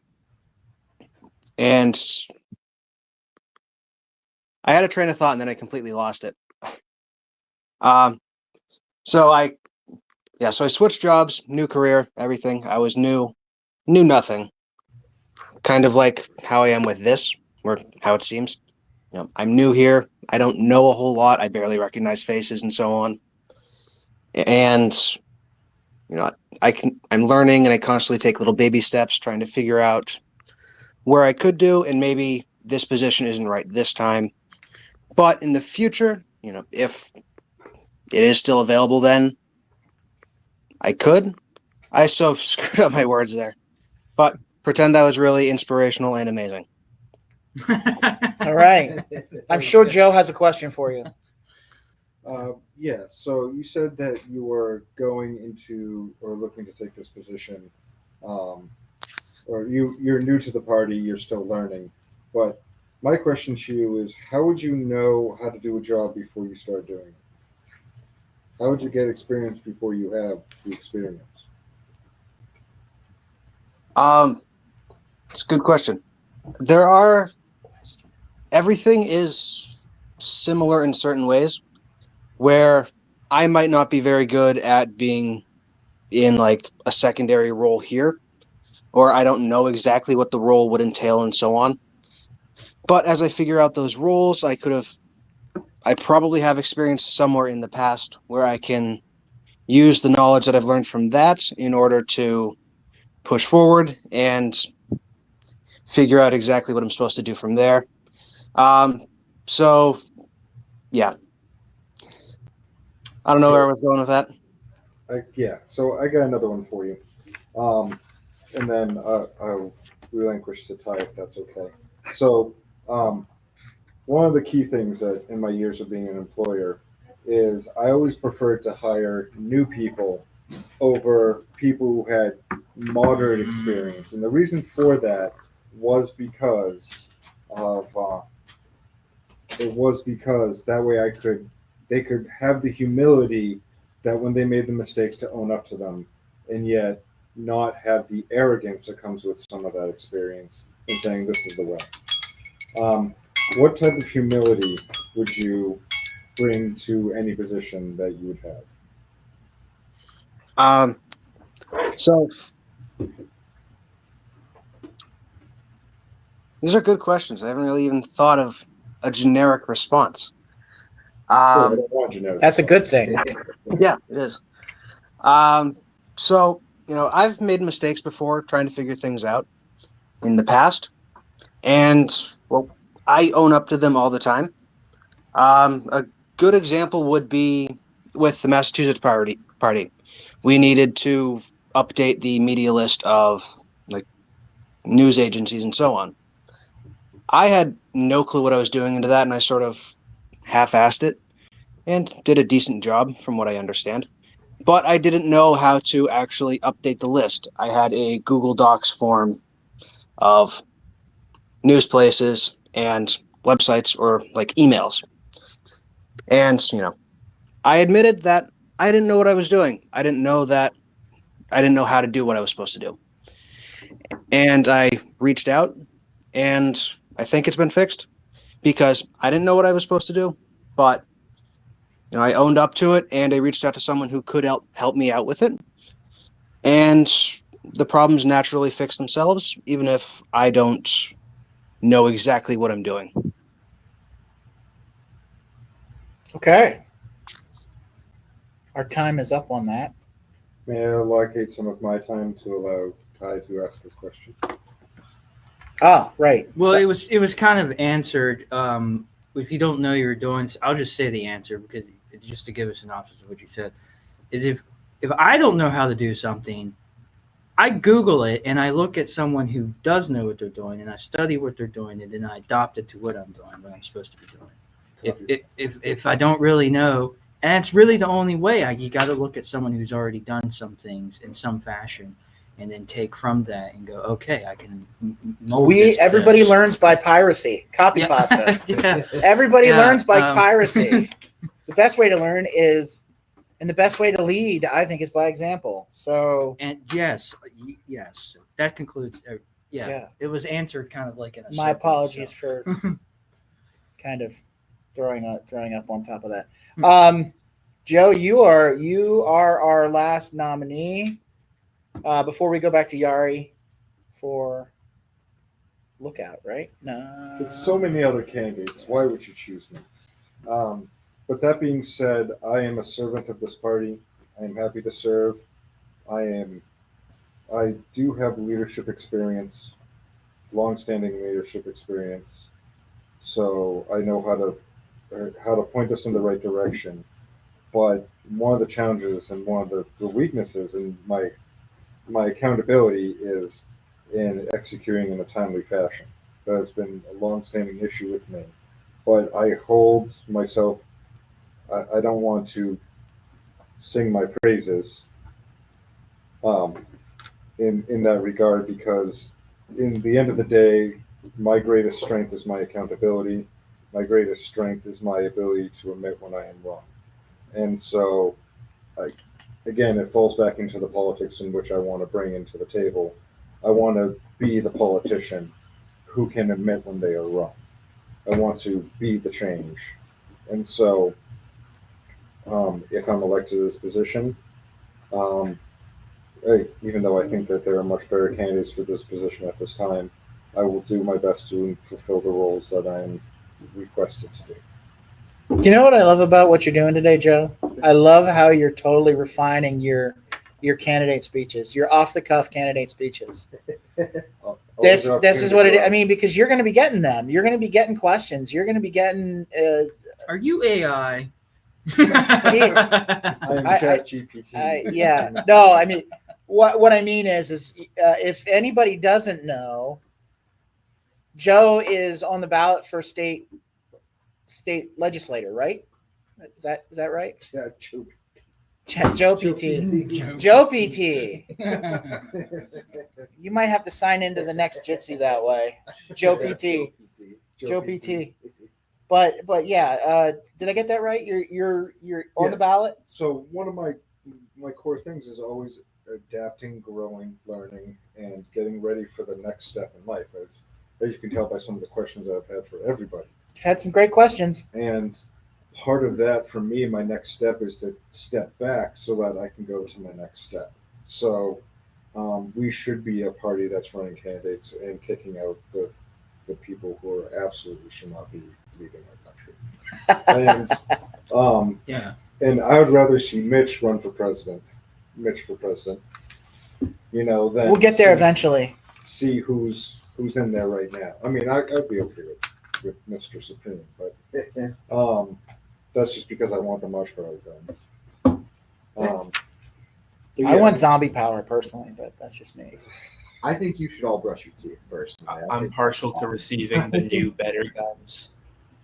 What? New better guns, yeah, new better guns. Trade them Buy in. back your old guns for better guns. Okay, that's our 3 minutes. So I think we can be done with that now. You get what I'm saying. Absolutely. Okay, so everybody has had a chance now, except for Yari. So we're going to go back to Yari and give Yari a 3 minutes to speak about the lookout/state moderator position. You have the floor. Hello, friends. Here's what I have to say. As for Lookout, I have a lot of experience in conflict resolution, both within this party and without. I think that y'all have seen that. I am, I think that's the primary strength I bring to it is that I have a lot of experience with that. I have a lot of tools in my conflict resolution tool belt, as it were. I also want to say, with regard to sort of expanding the role of Lookout and state moderator, right? I think that part of the difficulty that I have with working towards this is or working with the Pirate Party. Not like that it's hard to work with you all. That's quite the opposite, but more that I have been having trouble recently, just with myself, squaring my understanding of how this party takes up space and what we do with my understanding of revolution and what it means for me to be queer. I think that, my position in the world is inherently anti-hegemonic. And I think that there's a wonderful beauty to the way we are the Pirate Party and the way we allow ourselves to be playful with that, steal this conference, in such a way that pushes against, traditional electoral politics. I don't know that the role of state moderator is the one to make that push more pointed. But that is something that I think I would like to do over the next couple of years with the Pirate Party. I think that this group has the potential to take up space in electoral politics in a way that is genuinely helpful to revolutionary movements and coordinates with them to work towards a better world, right? Our goal, as I've said before, should not just be to run for president and become the next major party in the US. That would be a farce. We are here to disrupt. We are here to change the way the US government works, writ large, period, end of story. Because otherwise we wouldn't care about this. Otherwise we'd just find a way to try and influence what the Democratic or Republican parties do. So I've been thinking a lot about that. I do think that we have a unique potential to, and are situated well to do that sort of work. And I would like to see us do that sort of work. Again, I don't really know what role or what position. I'm gonna finish my sentence really quick. Sure. What I don't really know what a way state moderator as a position would lean into that at all, or if I could tie that into it. But if I can find a way, I will.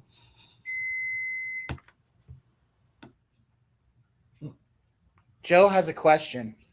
So part of state moderator is reaching out to the states to make sure that they are good. The whole purpose of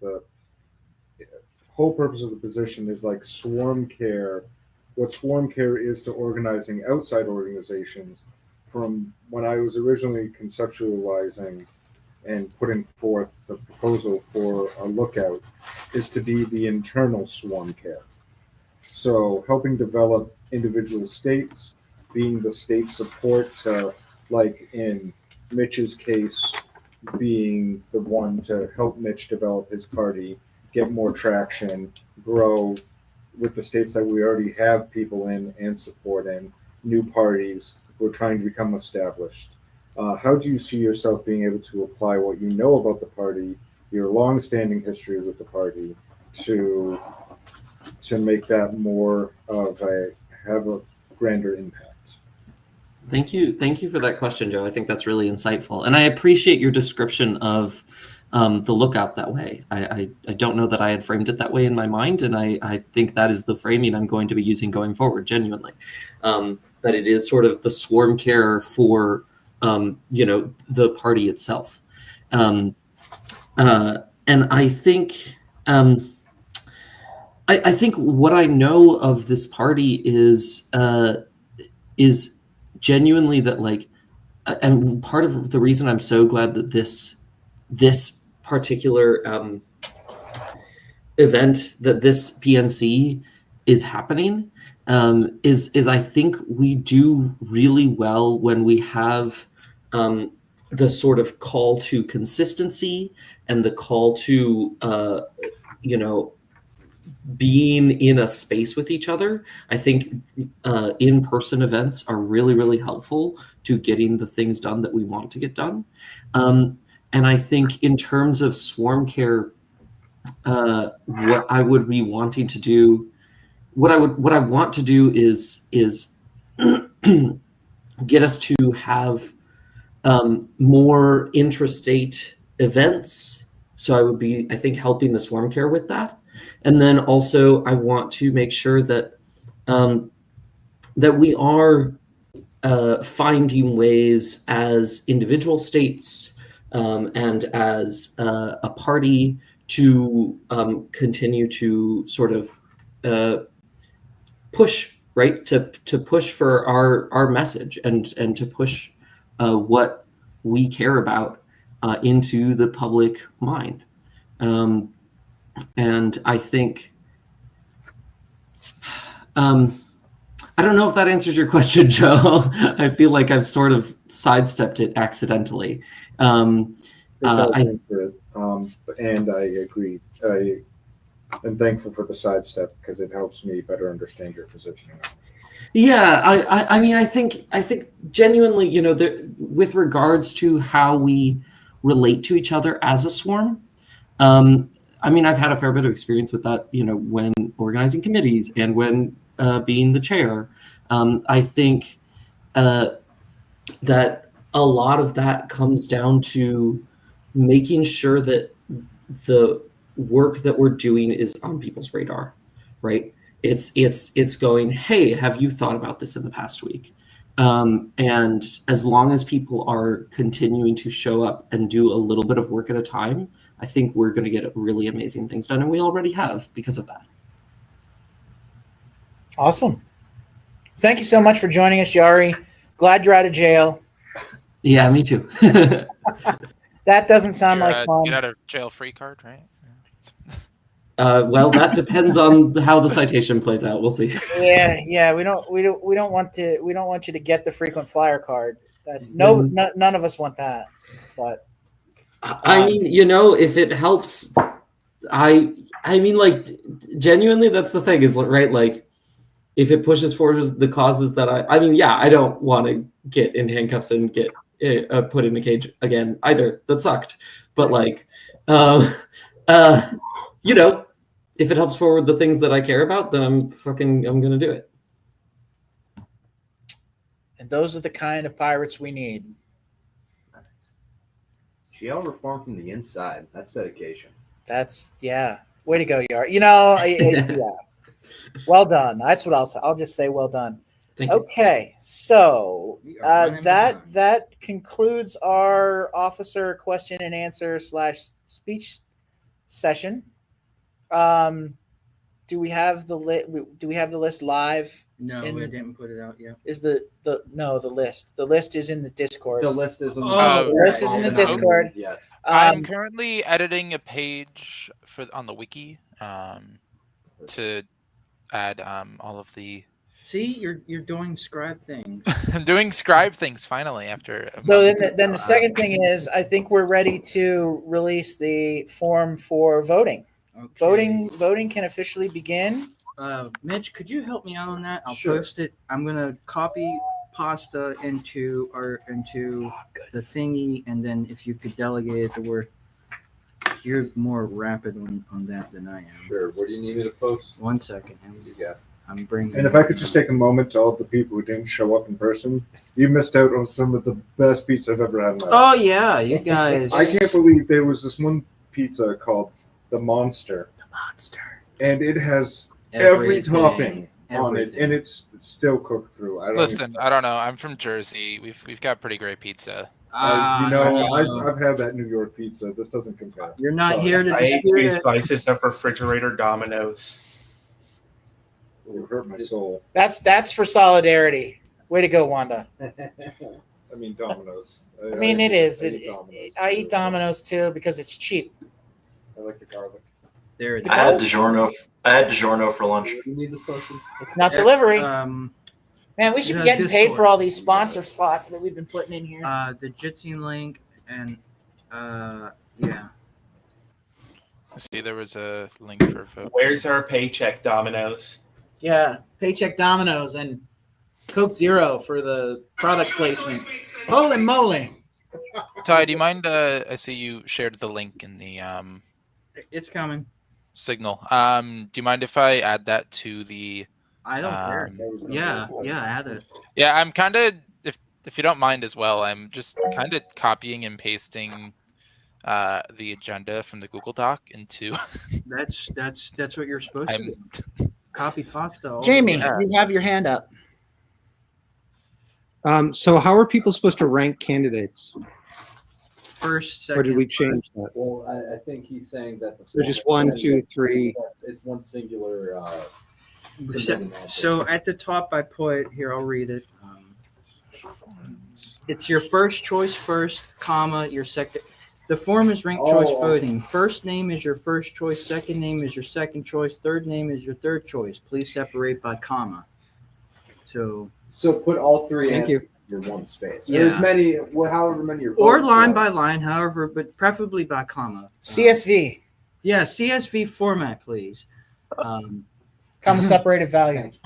God, they got the machine scraping everything back there. Yeah. The can't format see it, is but they're back there RCV, working. but the calculation method is Condorcet, right? What did you say? Say that again, Dustin. The format is RCV, but the calculation method is Condorcet specifically, right? I think.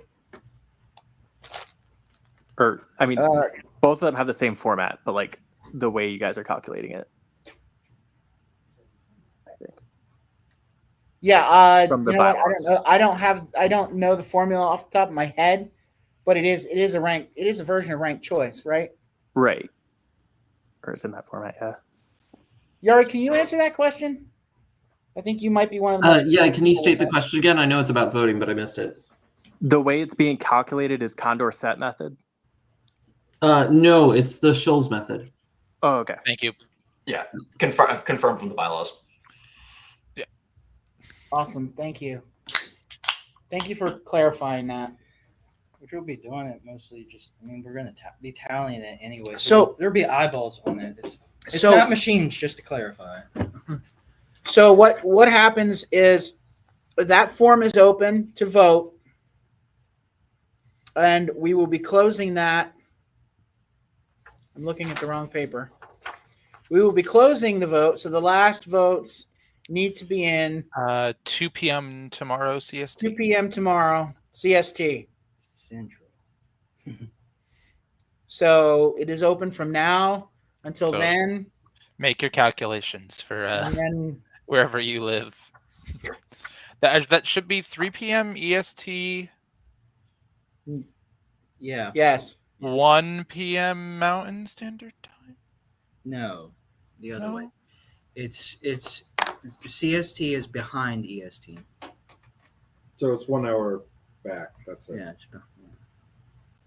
So It three. goes It'll be Eastern, Central, Mountain, California. right. So Eastern would be 3 p.m. CST is 2, and then California is 1. No, Two. California. No, California would Noon, be sorry about noon. So then would Mountain Standard Time be 1?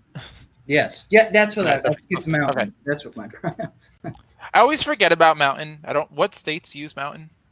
The mountain. I don't even know what's there. El Paso. Colorado? El Paso. The western tip of Texas. Oh. Does it really? So El Paso is a mountain town? Doesn't Texas have like 3 time zones? It's I believe it's it. just the 2. But yeah, it's like it's for some weird reason Isn't there it's an like the last in-between? like 50, 80 miles or something like that. There might be a half-hour one I somewhere. feel like You there's a actually might half be hour right. somewhere. Arizona be doesn't right. observe daylight savings time. Yeah, Indiana. I fuck think daylight was savings not All right. also. There If was you're a in weird- one of those states that don't observe it, then good luck. Finding the Sorry. weird. Yeah, know your time why zone. must time be so confusing? Know your time zone. Time is a social construct. And I wish we could see a live first place vote count. Ping to everyone an hour before the voting. That would be cool. We'll be here, so I'll remember to do that. Timey wimey wibbly wobbly bits.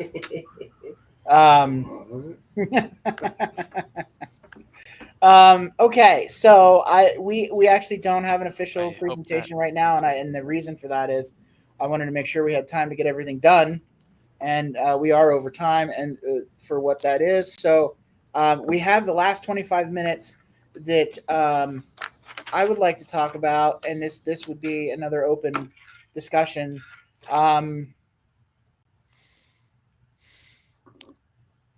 What ways can we be? What is the one of the biggest things does everybody think that we should be talking about when it comes to digital rights or right to repair or anything along our lines that is right up our alley? What is your number one issue? I guess that's what I would ask. I'd like to ask, what is your number one issue, and give me a couple of minutes on that. Ty, you are chomping at the bit. Yes, because every time I bring it up, people agree, but it's not being spoke about. And my biggest thing is, I love all the talks that people give and all the positions people give that piracy is not theft. But one of the most important things that the industry, the RAA, the MPAA, and all those alphabet companies are arguing is that they lose money because of piracy, and that is not true. That is not true. The home box office has seen record growth, record profits over the years. Anyway, my argument is you cannot lose money that someone never gave you. You can't. If I went into a store, bought a physical copy of something, and then returned it, sure, maybe you lost money. But that's not my fault you signed a contract to pay restocking fees. That's not my fault. I have nothing to do with that. But to take something, a piece of software, and copy it for my own purposes that I already bought does not make you lose money because you never had it. It's just a flawed theory. It doesn't make any sense. You can't lose it. Anyway, that's it. That's one of the things. Yes. Yari, you've got the floor. I also want to jump in here and say, yes, Ty, you're 100% correct. And also, I'm just going to flag, I don't care if they lose money. I kind of Yeah, me want them to either. lose money. Yeah. Multi-billion-dollar corporations. We losing could stand to lose a few not dollars. Really. Yeah. Do they really need all that money? just one more thing on that. It's not that I don't care that they lose money because I don't, but it's not my fault. You signed a bum contract to make a crappy movie that no one wanted to buy. Okay, you did that to yourself. You signed that, so you made your money. If you signed a deal to get paid $1 million to make a movie, you made $1 million. You don't need any more money. You don't need my money at that point. Okay, whether it's consumed or not, you don't need my money. All right, you did that to yourself. If you can't make money, and this is going out to all the industries, all the actors, and all the people that are greedy like that. If you're not making money in the industry you are in, you are doing it wrong, and you need to find something else to do. Stop blaming other people for not making money like that. Frank from the YouTube chat says everything about the monetary system is flawed theory. Usually is. Yeah. And another fun thing about software specifically with copyrights, I'm not a betting person, but I would bet a good amount of reputation on a vast majority of copyright being based almost entirely on open source and them doing basically no actual unique what they copyrighted. That was actually an argument. I'll keep it very G as best as I could, but there's a certain industry with X's in it where there was a big copyright infringement case, and they tried to say that they were copyrighting and getting away with it. And the guy who worked in the filming industry said, well, that's not true. How could that be? It's all generic bullcrap that they just copy and paste over and over again. You don't say. That's what the end of the form looks like. What happened? What? Did it say? It says I voted. Just so everybody knows, Joe voted. Joe voted. I'm already done voting. I already know. Joe voted. Congratulations, Joe. I beat you all. Sorry. 3 minutes before. Joe voted. Mitch beat me too. Yeah, so I mean, Mitch it kind of dream team over here. My thing with a lot of this copyright stuff is we've been abused for years. The consumer has been abused for years and has been exploited and taken advantage of. And some of the latest ways that especially the film industry has been trying to squeeze money out of the public is just I just don't think it's cool. And I think that the thing that a lot of the recording industry, that's music, learned is that if you make piracy easier than going through legit means, people will pirate. And they fought that for years. They fought that going all the way back to the cassette tape back in the 60s. But talking about what they're doing, what they did now is they've made it accessible. Music is accessible. If you want to listen to any song, you can go to YouTube or Spotify, and listen to it. And that's not an endorsement of those pages and saying that that's the best way to do it, but they've made the music accessible. You don't hear about anyone pirating music anymore. Yeah, that's just it. You don't hear that anymore. I mean, you can, and some people do, and there's ways to do it, but you don't need to go through that process anymore. Well, the courts have rejected cases proactively in the last decade. They have proactively rejected a lot of copyright cases. They got tired. The judges got tired of seeing them. Yari, go ahead.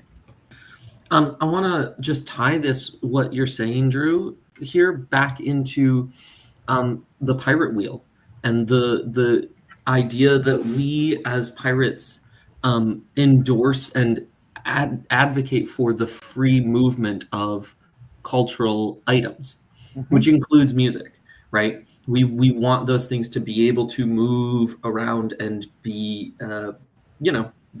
accessible by anyone. And I think that for people who are in positions of privilege, i.e. most people in the United States, right? Like relative privilege, that is, right? The barrier to entry and the barrier to the free movement of those things for music has gotten considerably lower, right? Because of streaming services. It is still there, but it's gotten considerably lower. So, I mean, like, on principle, you know, agreed. I don't endorse Spotify or YouTube. In fact, I oppose them, you know, but yeah, it has lowered piracy, because the thing is, at the end of the day, people will try to get free access to these things, whether it's given or not. Yeah. Yep, media is meant to be consumed, and if you don't have anybody consuming it, it's what good is it? And one thing I'd also like to say is that, especially what's going on with movies and video games of late, computer software, is that we are on the verge of losing a lot of those things when companies take them out of availability. When companies pull their own IP down, that is a cultural loss. Okay, wait, and we're live. We're back. Okay. Thank you for supporting Spotify and YouTube Music. Our sponsors in that last segment. I just want to take a quick moment while there's a pause. Desiree said, my SO is a musician. We do appreciate when people buy his records. Of course, tons. We self-release our own label. Does that mean we don't appreciate when people listen without purchasing? Of course we do. We just want the music to be heard. Ha ha ha ha. Yeah, I think a lot of real artists want their work to be viewed more than they, you know, obviously there's the starving artist thing, and we don't want any artist to starve. But at the same time, you know, this goes back to the Dave Grohl versus Lars Ulrich back when Spotify, or not Spotify. Oh my God, Spotify wasn't an idea. Napster. When the Napster thing blew up, you know, in my opinion, Dave Grohl had it right, and Lars is an asshole. You know, I mean, it's just I was a big fan of Metallica actually up until that point, and that soured me. Well, here's the whole thing about the whole copyright in music too, is that copyright is the death of innovation. If you don't allow your music to be built upon, then it completely kills what we can do. And one other thing I will have to say for anybody, Michael, I'll be right with you. Anybody that you know, is an artist, the artists weren't making the big acts were making money, but across the board, who's making the money? The record companies were making money. And, you know, I'd rather have the artists making money than the record companies making money. But, you know, so yeah. Anyways, Michael, go ahead. Just to build off of like how like music or art's like inspiration. I forgot exactly what was said. But like I'm a musician as well, and I'm a jazz musician.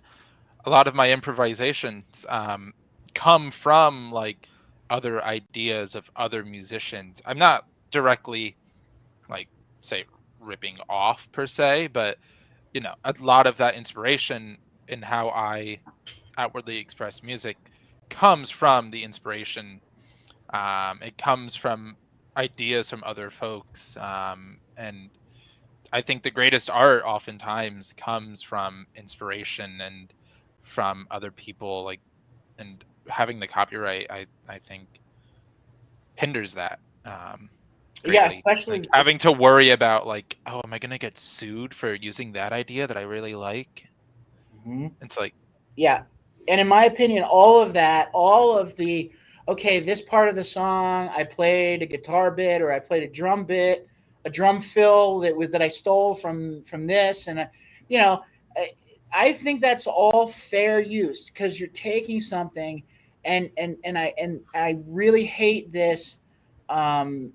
I really hate this trend of, especially in music, where they take pieces.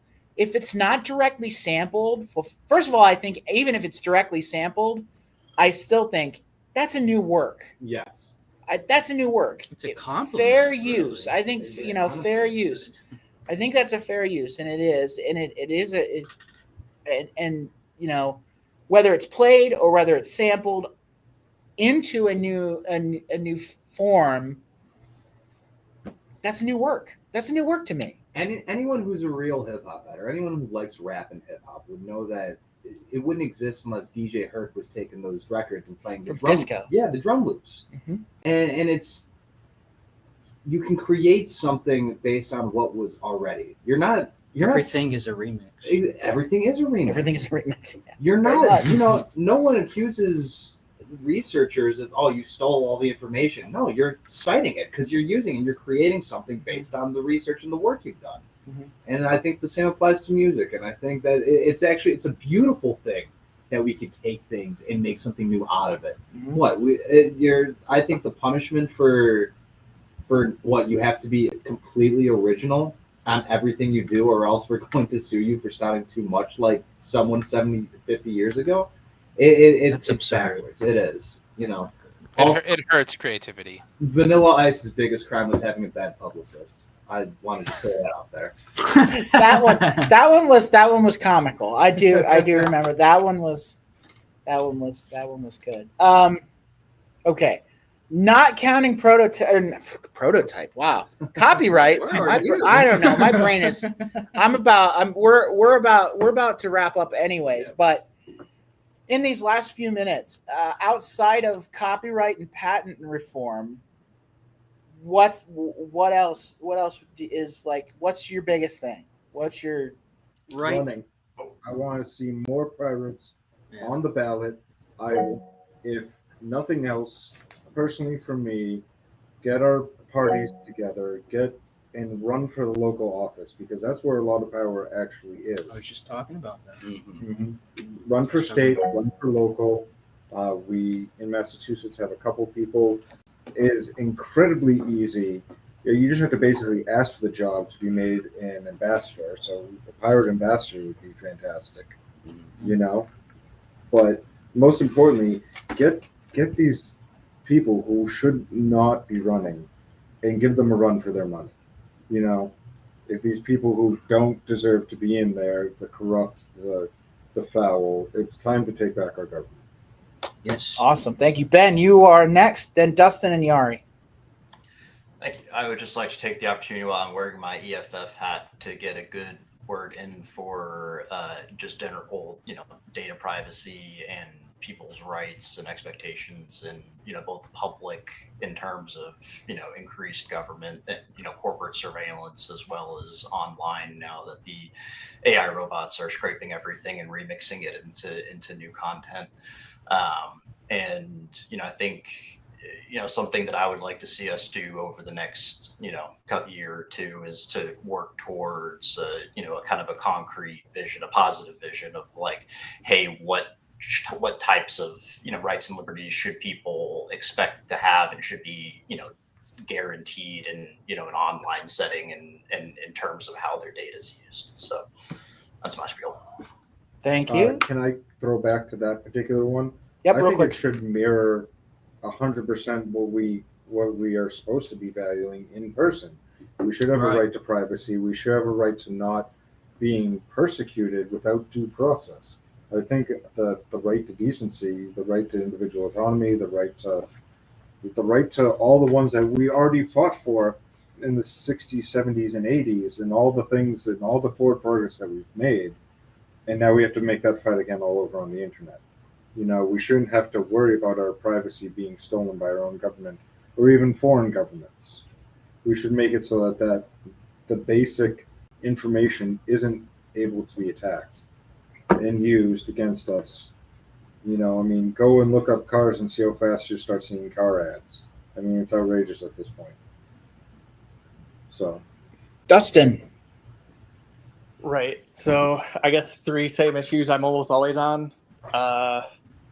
So information infrastructure, which is held almost exclusively by companies,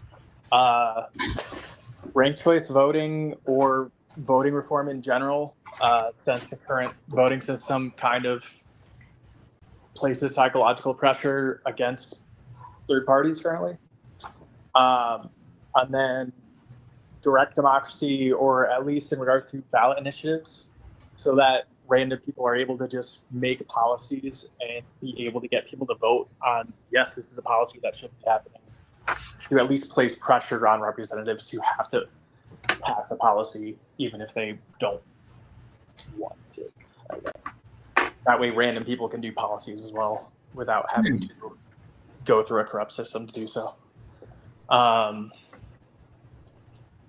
Yeah. And the information infrastructure thing, I'll probably go into a lot more on that presentation tomorrow. But the other two, I think a lot of people are familiar with anyways. All right. Yari. I guess I want to harp on direct democracy a bit, because I do think that, the future that we envision as pirates in many ways hinges on that, right? It is, I think, part of the reason why we keep emphasizing the need for people to take up space in local offices as opposed to larger electoral positions is not just like was just said earlier. It's because that's where the power is, and that's largely because those are the positions that are necessary in a democracy still, right? Like in a direct democracy, you will still see local, how the elections work is maybe up for, it should be up for discussion, but you will still see local elected offices, right? And I think that, the vision of a future in which we are all able to help each other survive and thrive and share works of art, etc., is it's a really beautiful one, and it is dependent on that sort of direct democracy where we are making decisions together as a community, which is to say, if you are not already involved with your neighborhood organization, or if there is not a neighborhood organization where you live, make that happen. It takes a total of 1 to 2 conversations a year. It is low effort and high return. Yeah, that's my spiel. What I would like to say about that is, and maybe we can fix this, is we need to come up with a term that is less scary to people than direct democracy, because the schools have taught. Yeah, they don't trust that. The schools have taught that direct democracy is democratic tyranny of the majority. And what we need to do is we need to come up with a term sort of like republic, where republic is supposed to be representative democracy with protections for human rights. And if we can come up with a term that encompasses direct democracy that respects and protects human rights, it would be a way for us to talk about that without getting people all riled up because they've been told from school that direct democracy is, if we all voted to kill Mitch dies. Mitch understands. Yeah. But Poor Mitch. Or Mitch. Oh. Man of the people. Sorry, go ahead. That was Joe. Is that on the same topic? Separate topic. Same topic. I had a response to that topic. Okay, I'm going to take the floor for 2 seconds. Yes, I think consensus building, or framing it as consensus, because direct democracy oftentimes also means we're having conversations about the voting system, which is to say it's not just majority rule. We obviously support ranked choice. We go by Scholl's method, and I think we tend to have conversations as a group based around sort of the idea of consensus anyway, whether that's explicit or not. And I think that ends up being true in most smaller democratic groups, especially when they're committed to the idea of direct democracy. So I think they're tied together, whether or not the same. And I like the phrase consensus. I do too. I appreciate that. Thank you for reminding me of consensus. Joe, you've had your hand up. Yeah, so one of the things I want to say is we feel passionate about all of these different things. And a lot of these things are rehashtags of that. I mean, the very stuff that Ben was going into, and I'm like, ah, and like really getting into it. I think we all feel very passionate about that, and that's why we're all here. And so these are all very important things to be discussing. So I think all of us should spend at least a little bit of time in the platform committee, making sure that we're going and continuing to make sure that we're solid. And in working out all of our ideas, I think that's a really important piece.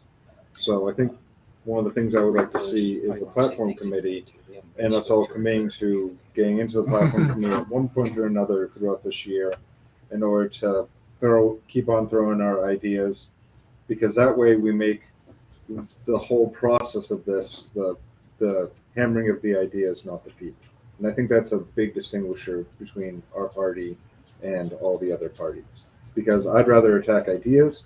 I'm not attacking any one of the people working with me on those ideas. All right, awesome. We're about at time for the day. Does anybody have any closing remarks, final comments before I wrap us up? Just a request before y'all leave for the day. I just need to get some last names, but that can be after the meeting. Oh, okay.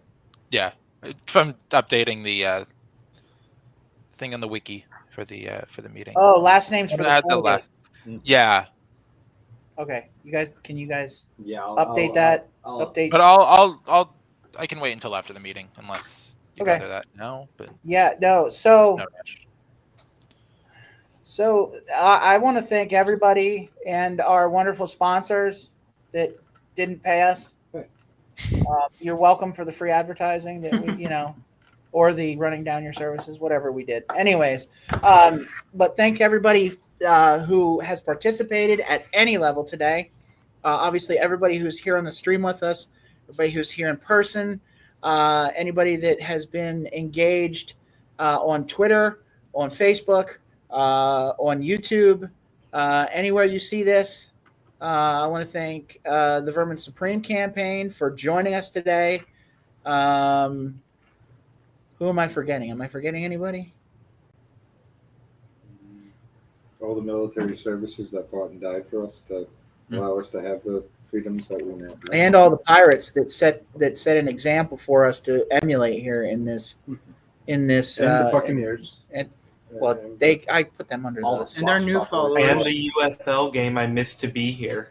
Oh no! Okay. And well, we Pride. appreciate it. Pride. Yes, it's Pride Month. It's It is. Pride Month. I had my Pennsylvania flag out earlier. I don't know if you saw Actually, that. yes, all the people incarcerated. Hold on. For reasons to, in order to continue the good fight. Yes, absolutely. All of the political prisoners in this country, which is a lot. Thank you, Wanda. There you go, Wanda. Thank you. And I'll say a big F you to all of the media companies that tell us purchasing is an ownership, because if it isn't, then piracy isn't theft. Exactly. Oh yeah. Oh, And get out there and vote pirate. And we will see you tomorrow at 1:00 Central Time. Yes. Yeah, Central Time. CST? Central. I just say CDT. CDT. Central Time. Oh, are we on daily? Yeah. Okay, we're in Chicago, so whatever 1:00 in Chicago is tomorrow. We might be a little bit behind because our meeting place doesn't actually open the doors until 1. So if we're a few minutes behind,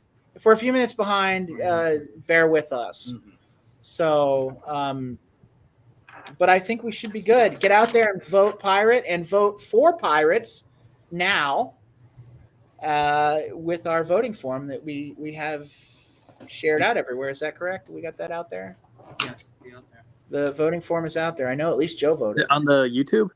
Mitch beat me to it. Is it on the YouTube? Did we put it in the YouTube chat? Which one? The link to the voting form. I added it onto the wiki. I added a page for the conference, but I can also add that into Yeah. anything else as well. Yeah, if you could throw Thank that up there I too. mean, if we're about to end, you ought to comment it on the VOD and pin the comment On the what? on the Oh. VOD for the live stream. Oh, the VOD. Oh. Yeah. Sorry, I completely forgot what words are. That's unfortunate. My bad. It's at the end of a day. I fully expect scrambled. See, I'm scrambled. So scrambled brains at this point of the day is fully expected. But yeah, okay. We're getting that out there. If anybody has a problem finding the voting form, hit one of us up. We'll get you connected to it. And that's it. We'll see you tomorrow. Tomorrow will be mostly, if you haven't seen the schedule, tomorrow is a couple of presentations and vote reveals, and that's about it. We'll have some more discussions to round the day out. But so if you can, those of you that joined us today, if you can join us tomorrow, that'd be appreciated. Here, both in the Jitsi, in the live stream, and anybody in the Discord. So, yeah, we will be back in less than 24 hours. 1 o'clock Central Time. I'm going to say that again. 1 o'clock Central Time, but probably late. Because we're pirates, and we just make things happen when we can. So, all right. Well, thank you, everybody. And one last time, vote pirate and vote for pirates today between now and tomorrow at 2 o'clock. And we got 2 hearts. We love you guys. We love you. And we love you. Joe PT. All right. Well, have a good evening, everybody, and we'll see you tomorrow.